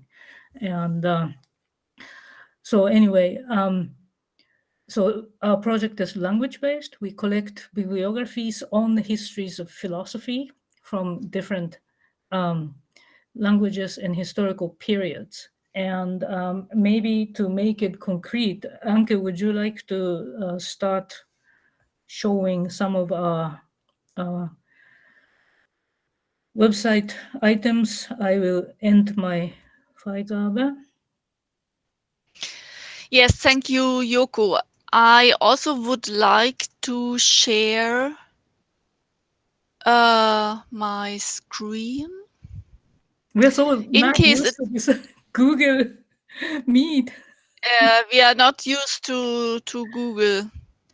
Actually, okay, if it doesn't work, then please, I would like to invite you to open the link which I posted already in the chat, which is going directly to our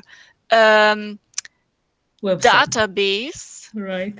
To our website. Der Bildschirm kann nicht geteilt werden. Wieso? I can do it. I can share it to here. Yeah. Oh yeah. So thank you so much. Then you just click on what I tell you and we go through. Thank you so much that you do this. So let me start with the hypothesis of our project. I think our project goes a step further than what Josh and Lea presented to us, and I'm very grateful that they presented before us, because I think we can link our two projects very good together. So we do not only admit that there is a plurality of origins of philosophies in the world, in different regions of the world, but we also want to show that the historiography of philosophy, what means narratives of the history of philosophy, have different origins all over the world. So as Yoko just stated, we collected already over 20 languages. A historiography of philosophy that wants to do justice to both the global and intercultural entanglements of philosophical traditions and current calls for the decolonization of research and teaching cannot just simply continue narratives of the history of philosophy of the last 200 years and merely add a few examples from other regions of the world. Rather, the mechanisms that first led to the exclusion of non-European philosophical traditions, as well as of women philosophers, and I want really to underline also this point, it is not only a question of adding other traditions from other regions in a new narrative of the history of philosophy, but we also have to find out which kind of mechanisms excluded the woman in the narratives of the history of philosophy. And this also happened in all regions of the world, by the way. It's not only a problem of the European historiography of the world of philosophy. What I wanted to say is that we have to critically examine the prevailing narratives and put them into question. And for this, we also have to do a close examination of traditions of historiography of philosophy in non-European languages. And as a precondition for this, we collected a huge number of histories of philosophy in different languages. So if you click on certain languages here, you will find that there is not only an early beginning of writing the history of philosophy in ancient Greek, but for example also in Sanskrit. If you click on Sanskrit, please, Lucas.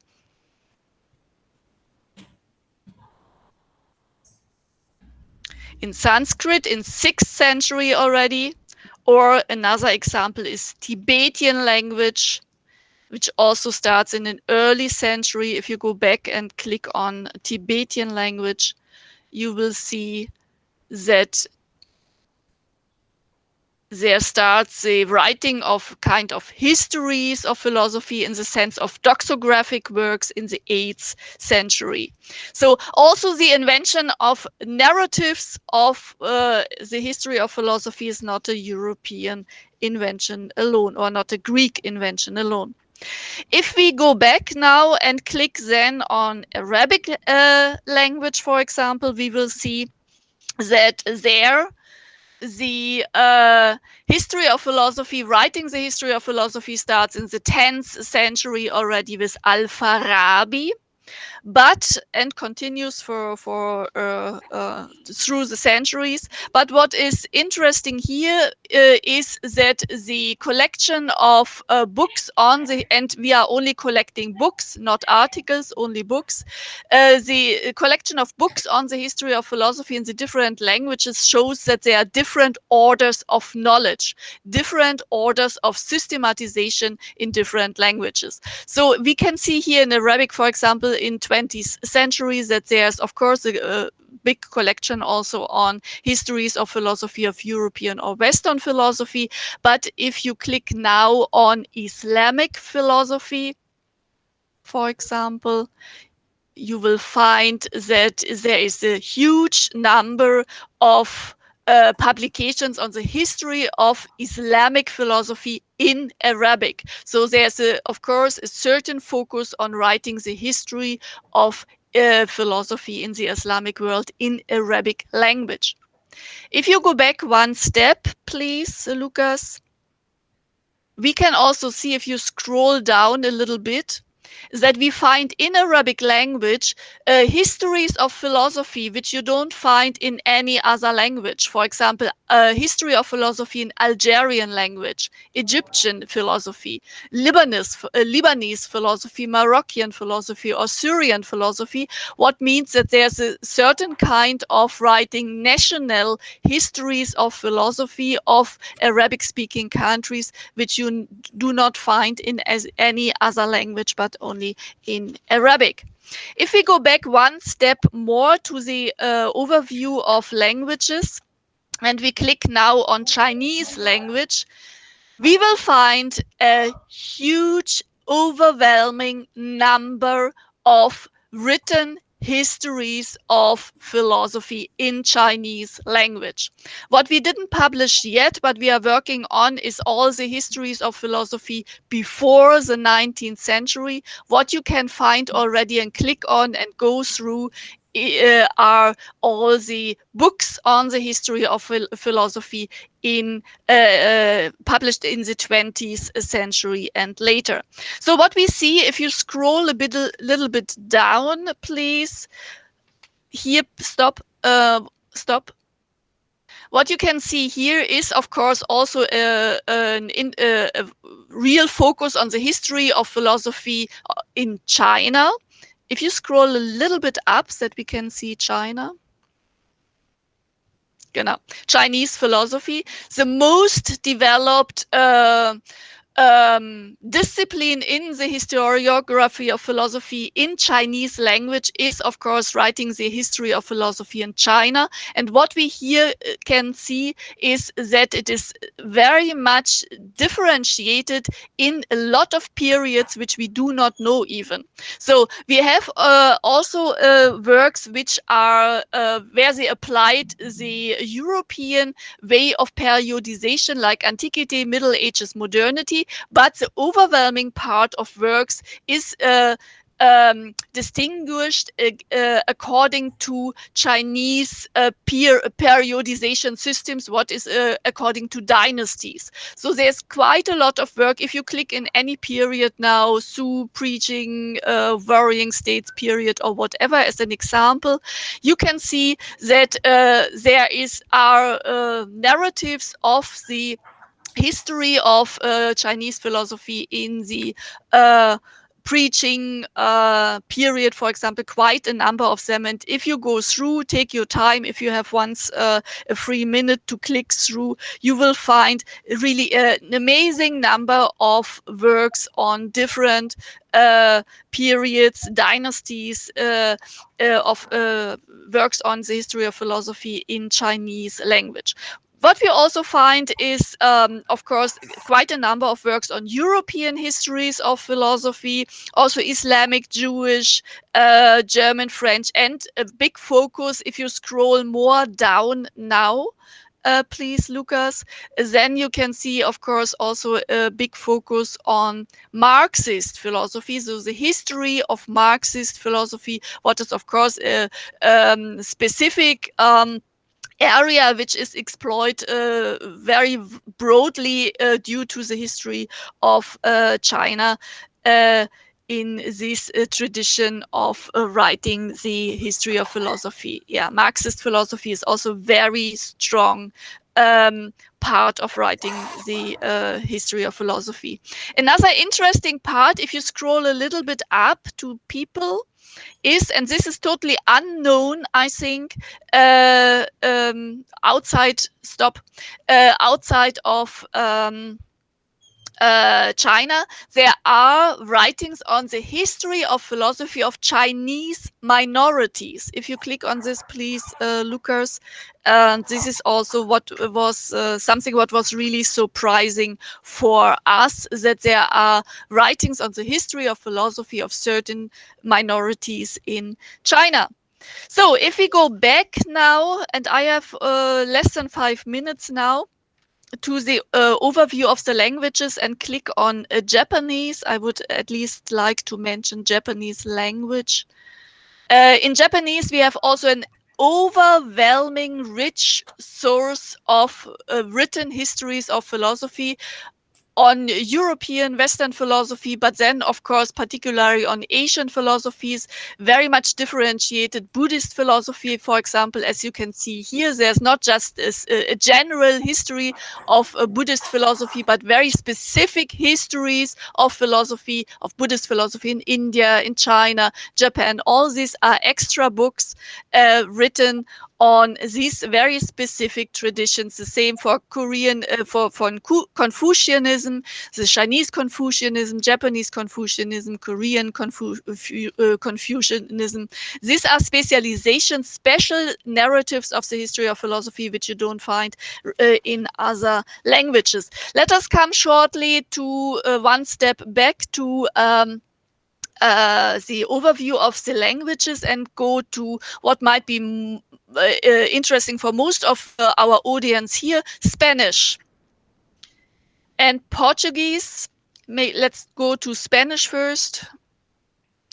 What is interesting in languages like English, French, or also Spanish is that here the history of colonialism is really reflected insofar as we find, of course, in Spanish, quite a number of histories of philosophy of Latin America. If you click on Latin American philosophy, you can see quite a number of Latin American histories of philosophy starting in 1945.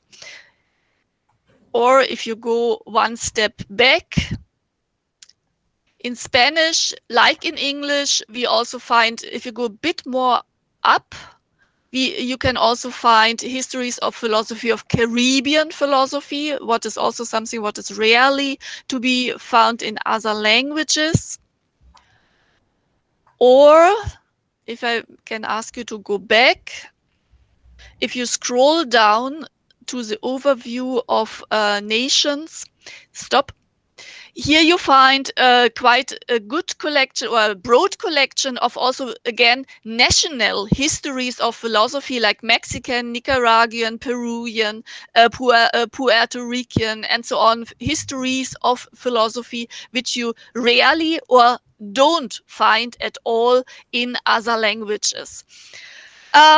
So let us go back one step, Lucas, and then I come to an end. Another collection which we did is not only histories of philosophy in different languages, but we separated global histories of philosophy in different languages.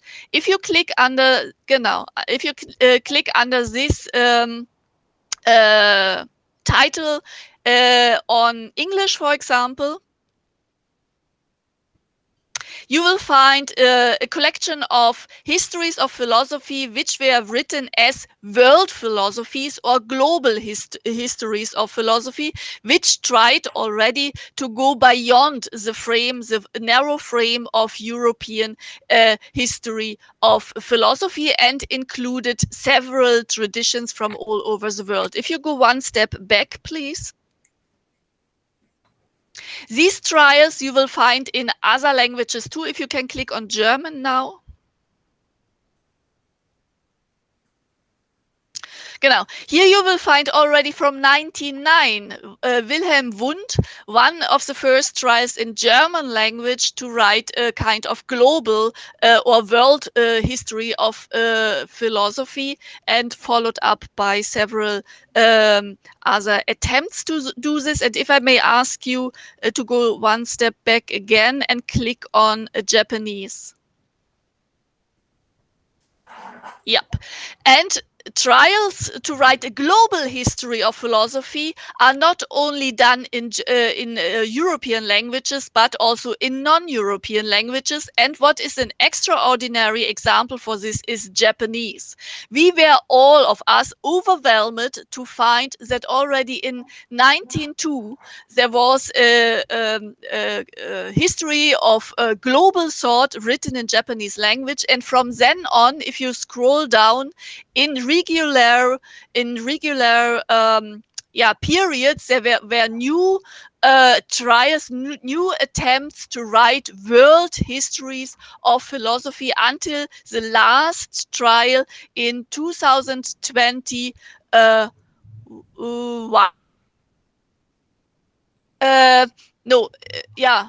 In 2020, with 9 volumes. If you click on the table of contents of the one of 2020 von Ito, ja genau, in 9 volumes, a trial in Japanese language to write a history of philosophy in a global perspective. So what we want to argue, and then I finish, is that if we want to reform or do a transformation of writing the history of philosophy and leave the Eurocentric and rightly criticized from Josh in his presentation narrative of a Eurocentric history of philosophy behind us, we cannot just do this out of our own epistemic frame, but we have to study other languages and other traditions of writing the history of philosophy, get familiar with it, discuss with the colleagues from all over the world, and try to find a new approach of how to write the history of philosophy, including oral traditions, including equally women and all other marginalized groups. Thank you very much. Thank you very much. And I just wanted to quickly say, here, if you see the website, the top, we have a section, Curricula and Research Worldwide. We are looking for people.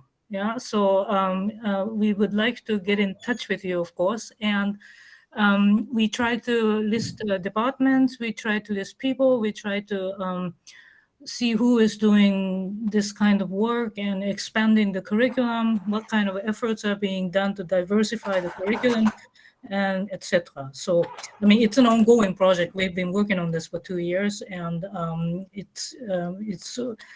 yeah. Or if you have other language that's not one of our 21 that you can help us with, that would be really great. Yeah. Thank you so much. Yeah. Thank you so much, Jaco and Anke. That's a very, very important project. We really have to get in touch so we can talk about this list of scholars and initiatives. We can talk about that later in detail. That would be great. So since we are already kind of coming very close to the time of, to the end of the session, the supposed end of the session, I would like to suggest that we move on already for the next presentation, and then we can have a round of questions at the end of the session, if that's okay with you guys. Yes? Yeah. Great. So we can then move on now to Bertold, who is going to talk about the theme La invención del indio, ancestralidad, deconstrucción, interculturalización de las identidades indígenas en América Latina. Bertold, it's really great to have you with us. If you could please present yourself very briefly before you give your talk, that would also be great. So feel free to begin. Hello to everybody. I would like to present a PowerPoint, but I'm not allowed to do that. Now you can. Now you can. I have stopped sharing my. Okay. Yeah, I think now you can. Try. One moment, please. Yeah.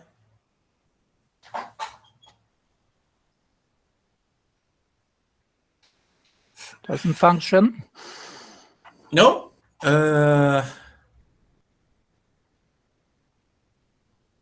Is it telling you that you're not allowed, or what? I'm not allowed to do that. Oh, that's weird.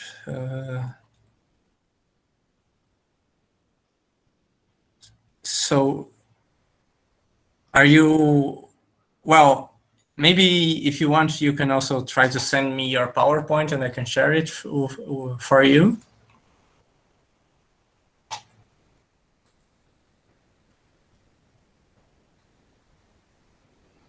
Yeah, you can send it to our email at ALAFI.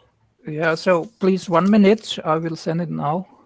Yeah. But I do not understand. This button is ausgegraut. Anke, help me. I mean, the button is supposed to be the button with a square and an arrow saying present, and present it's now. Now it's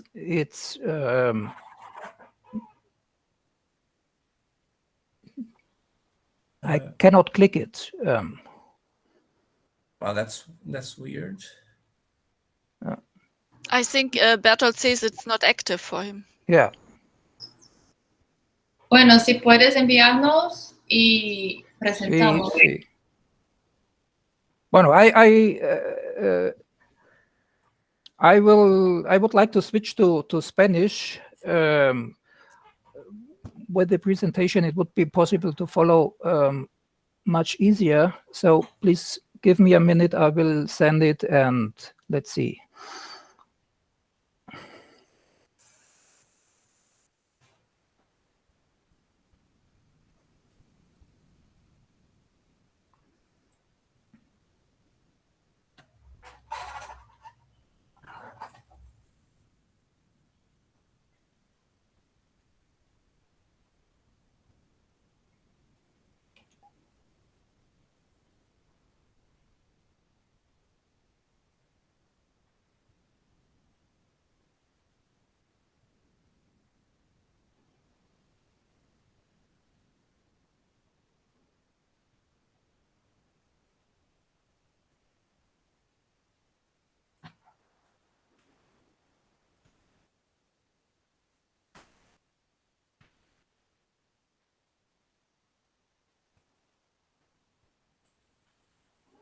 Yeah, bueno, lo he enviado.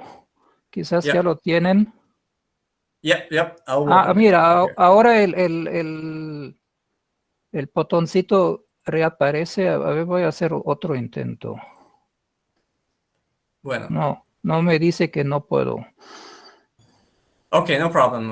We're just going to open it here. And I'm going to share it. Just 1 second.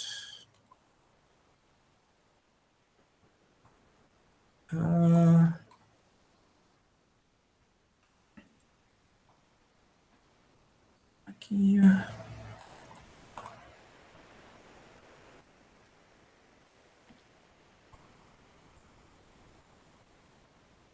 Can you guys see? Yes? Are you guys seeing? Perfecto. Just one second. Good.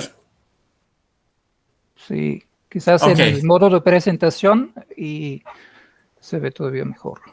Bueno, muy brevemente acerca de mi persona, los últimos 20 años más o menos he vivido en México. Me he movido entre la vida académica y la vida comunitaria con cierta cercanía a las comunidades indígenas.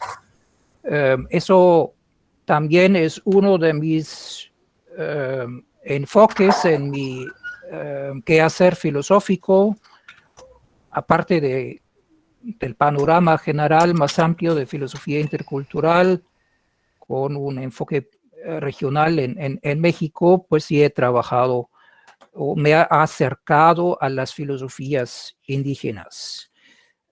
Quizás dos breves comentarios antes de comenzar. Voy a hablar indistintamente en mi presentación voy a usar los términos indio, indígena, indistintamente. No quiero entrar por el momento en esa discusión.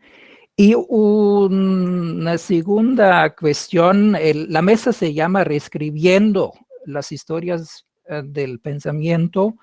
En el caso del mundo indígena, mejor deberíamos hablar de renarrando o recontando o cosas por el estilo, porque la oralidad todavía es una cuestión sumamente fundamental y vigente en las comunidades indígenas.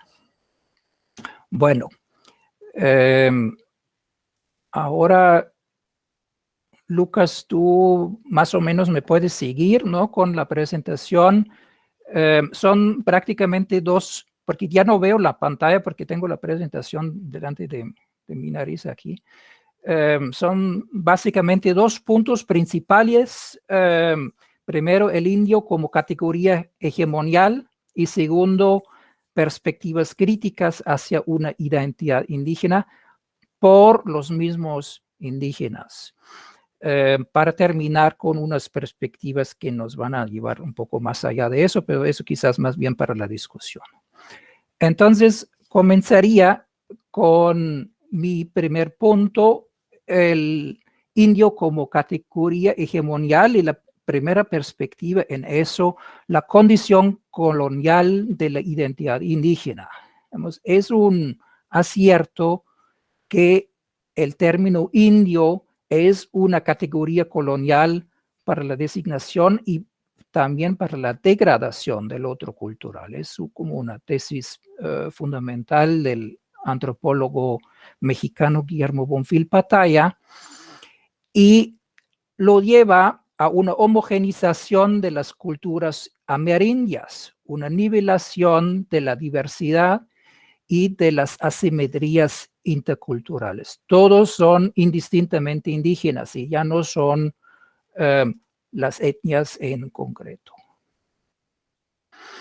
Por otro, hay una referencia necesaria de las culturas amerindias a la cultura occidental colonial y sea en la misma resistencia activa o pasiva contra la usurpación por esta misma cuestión y represión occidental. Es decir, la resistencia se articula en esa misma condición de ser, digamos, reprimido como indígena. En los términos más fuertes, digamos, aparte de la negación de las culturas amerindias en el etnocidio o incluso el exterminio físico de sus integrantes, el genocidio existe una penetración profunda, incluso hasta una perversión de las culturas amerindias con elementos de la hegemonía colonial, que se podría llamar la etnofagia, y que ese es el proceso que hoy en día quizás es el más virulento.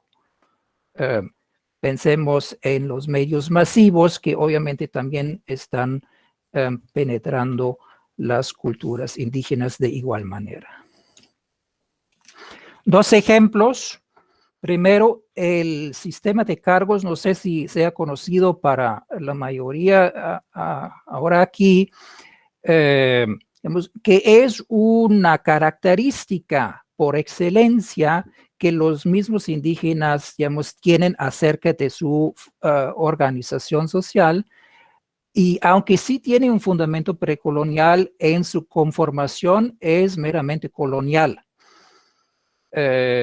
También en un sentido religioso. Es decir, ahí sí tenemos esa doble naturaleza de una identidad indígena que está altamente impregnado por la influencia colonial. El segundo ejemplo, el rito de los voladores, es una costumbre originalmente un ritual religioso en México, particularmente por unos ciertos grupos totonacos en el Golfo de México, es decir, de una parte de un pueblo, y hoy más bien forma parte del folclore en general, del folclore indígena que se puede mostrar y que se puede ver en todo el país. Es decir, allí también, digamos, lo que sería particularmente totonaco se convierte en un símbolo de la indigeneidad como tal.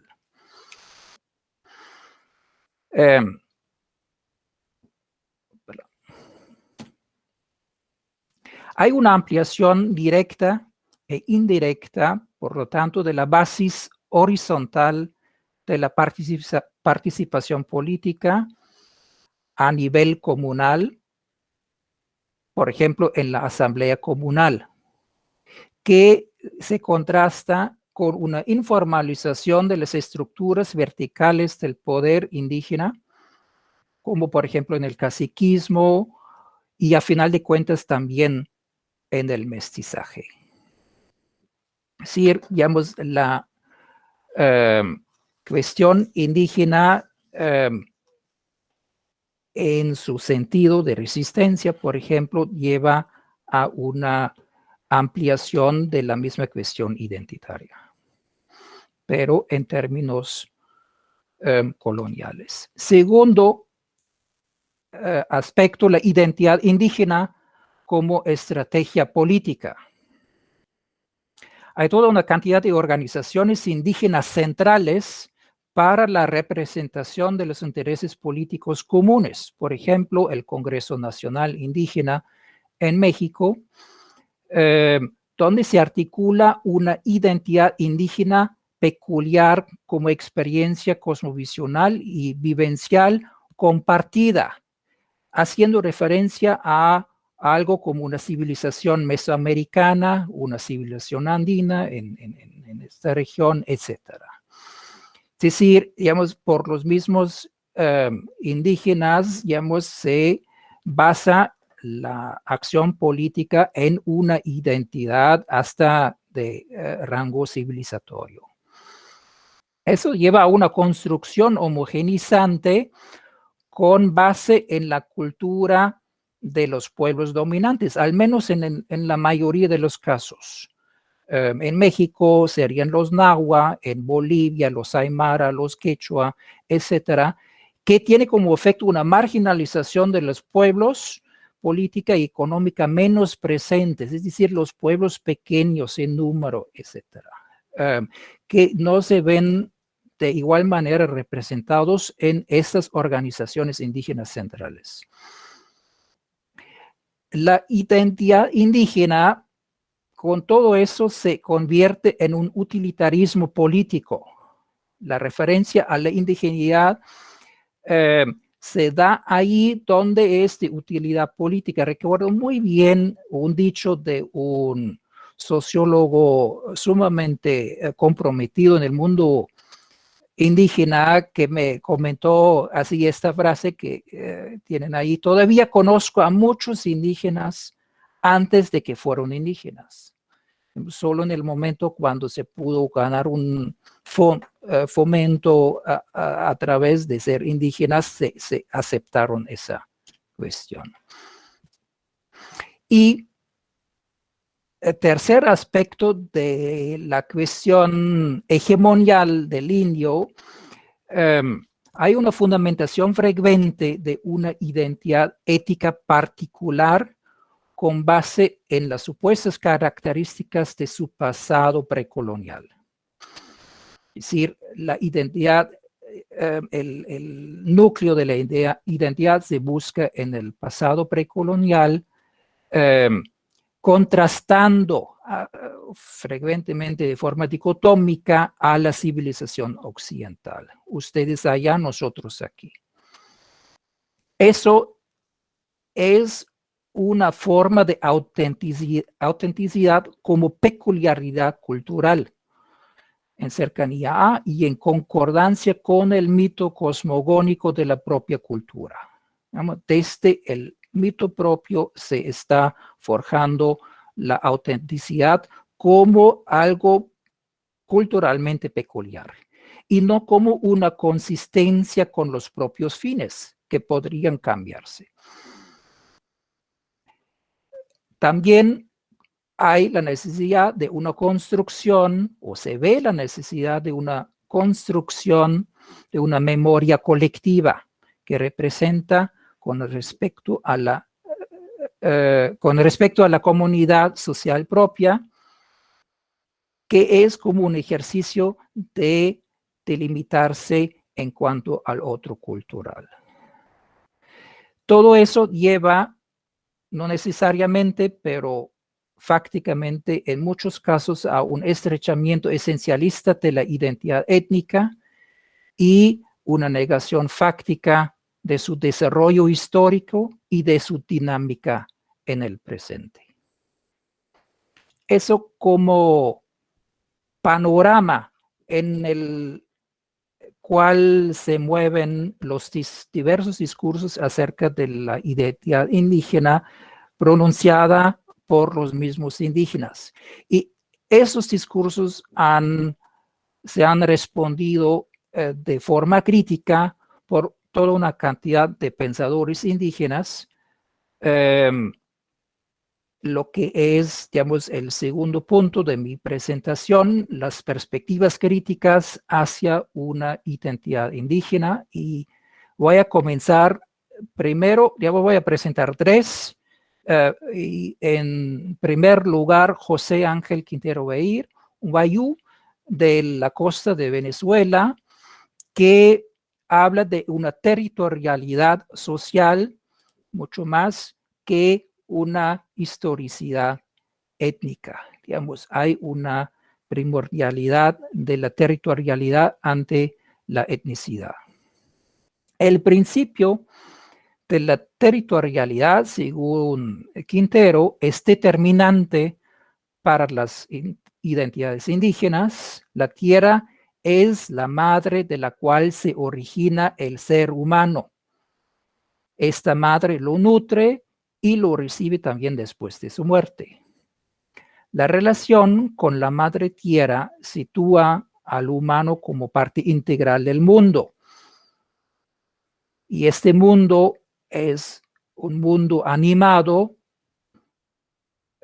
donde todas las partes tienen su propia forma de ser, su propio ánimo en este sentido, y con eso se trata de una relación social de los demás humanos como hermanos y hermanas. Y más allá, digamos, del mismo ser humanos. Todos los seres son hermanos y hermanas, en tanto que son hijos y hijas de la madre tierra. Ahora, entre la madre y los hijos y las hijas no existe una relación en el sentido de propiedad. No puedo, digamos, tener propiedad de la tierra. Sería absurdo, ¿no? De que a mí me pertenezca la madre, sino en la relación tiene forma de pertenencia mutua. Todos se pertenecen a todos. Hay dos formas esenciales de la relación social con la tierra. Por un lado, a través del trabajo, entendido la tierra como territorio que se trabaja, y a través de los ritos y ceremonias referido a la tierra como madre por el otro lado. La relación con la tierra es igual y desigual a la vez. Igual en el sentido de que hay una pertenencia principal e integración iterativa en la naturaleza. Y desigual, ¿sí? Só para você saber, tienes 5 minutos. Ok, gracias. Y desigual en la manera particular de la referencia que se adapta a los hechos y necesidades históricos, digamos, la contextualidad, que hace que todos, digamos, desarrollen una forma distinta en su existencia. La identidad indígena se elabora primordialmente desde las relaciones sociales con la tierra. Estas representan el marco para una conformación dinámica de la historia. Hay una primacía de la territorialidad social ante la historicidad ética.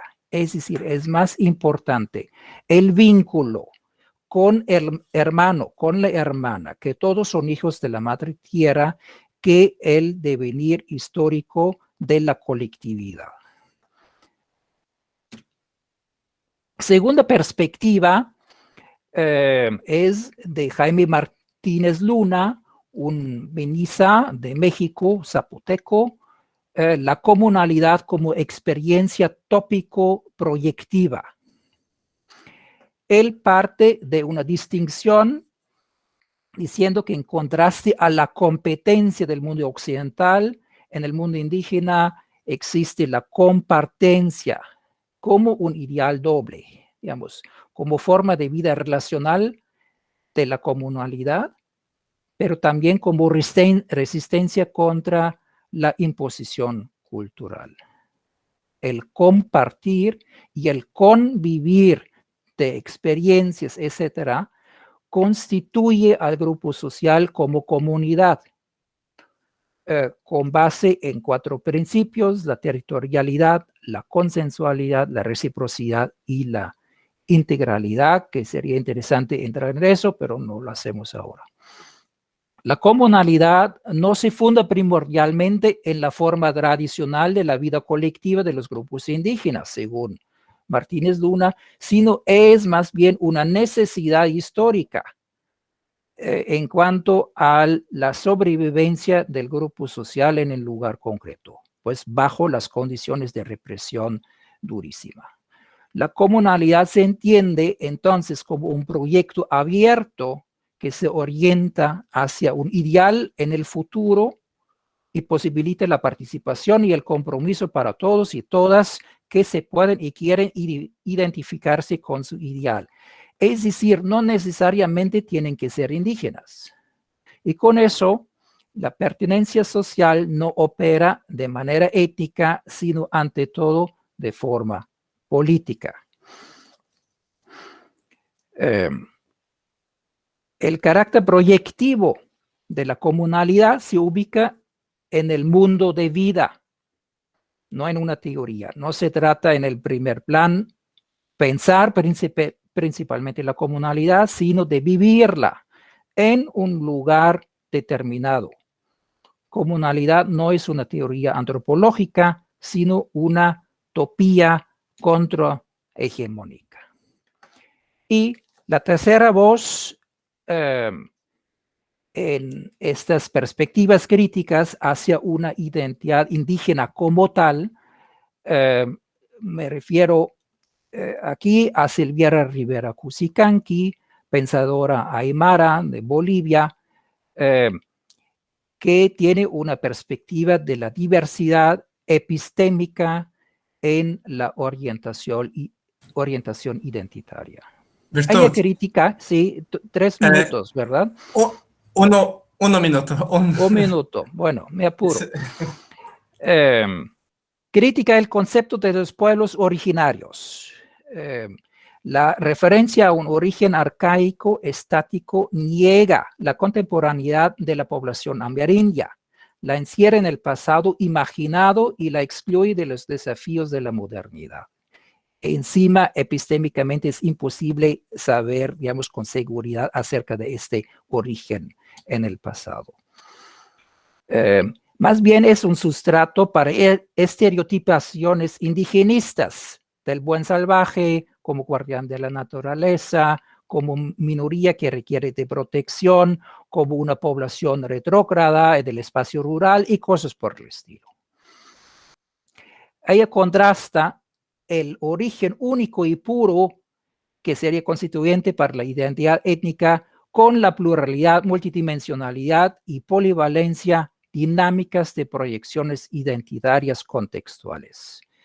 Y ahí quizás con eso voy a terminar porque es un concepto sumamente interesante. Introduce el concepto del cheje como una lógica del tercero incluido. Pues los filósofos ya ven, digamos, la cierta ironía, conociendo la lógica del tercero excluido, que es una posible conjugación de elementos culturales sin que estos necesariamente se mezclaran. Es decir, pueden existir sin que haya una mixtura de ellos.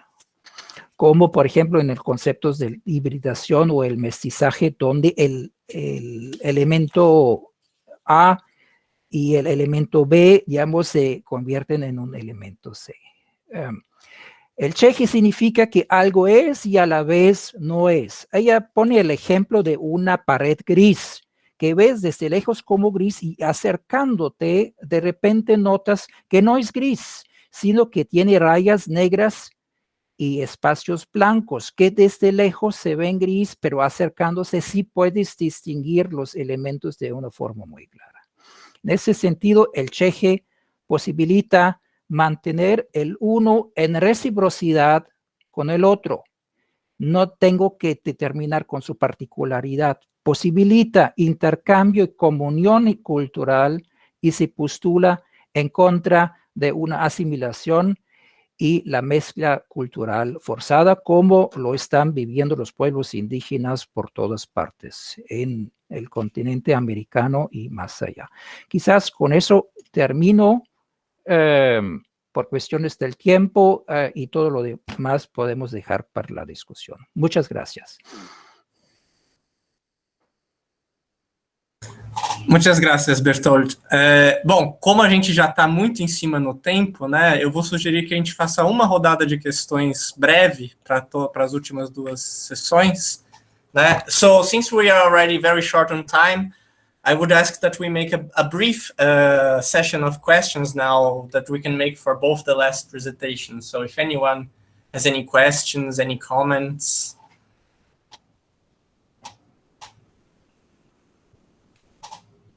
Yes, Luana. Com relação a essa última apresentação, né? Eu também trabalho com Kant no meu doutorado e ela se dedica, em alguns momentos, a falar sobre o conceito de trabalho.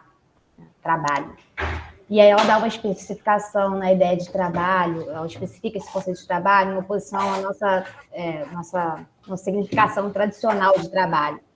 E nessa última fala, você fala no momento trabalho como território, em oposição a ritos e cerimônias.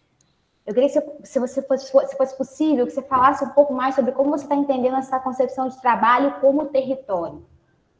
O que significa trabalho como território, precisamente? ¿Respondo directamente? Sí. Sí. Quizás es una cuestión lingüística que me faltó la precisión. Digamos, simplemente se trata de trabajar la tierra en el sentido de la agricultura. Digamos, la madre tierra que te nutre requiere que la trabajes. no va más allá de eso, pero este trabajo no es así solo una cuestión de sembrar y cosechar, sino es a la vez una cuestión ritual de la conexión directa con la madre tierra. Es una cuestión existencial no solo en el sentido económico, sino también en el sentido espiritual.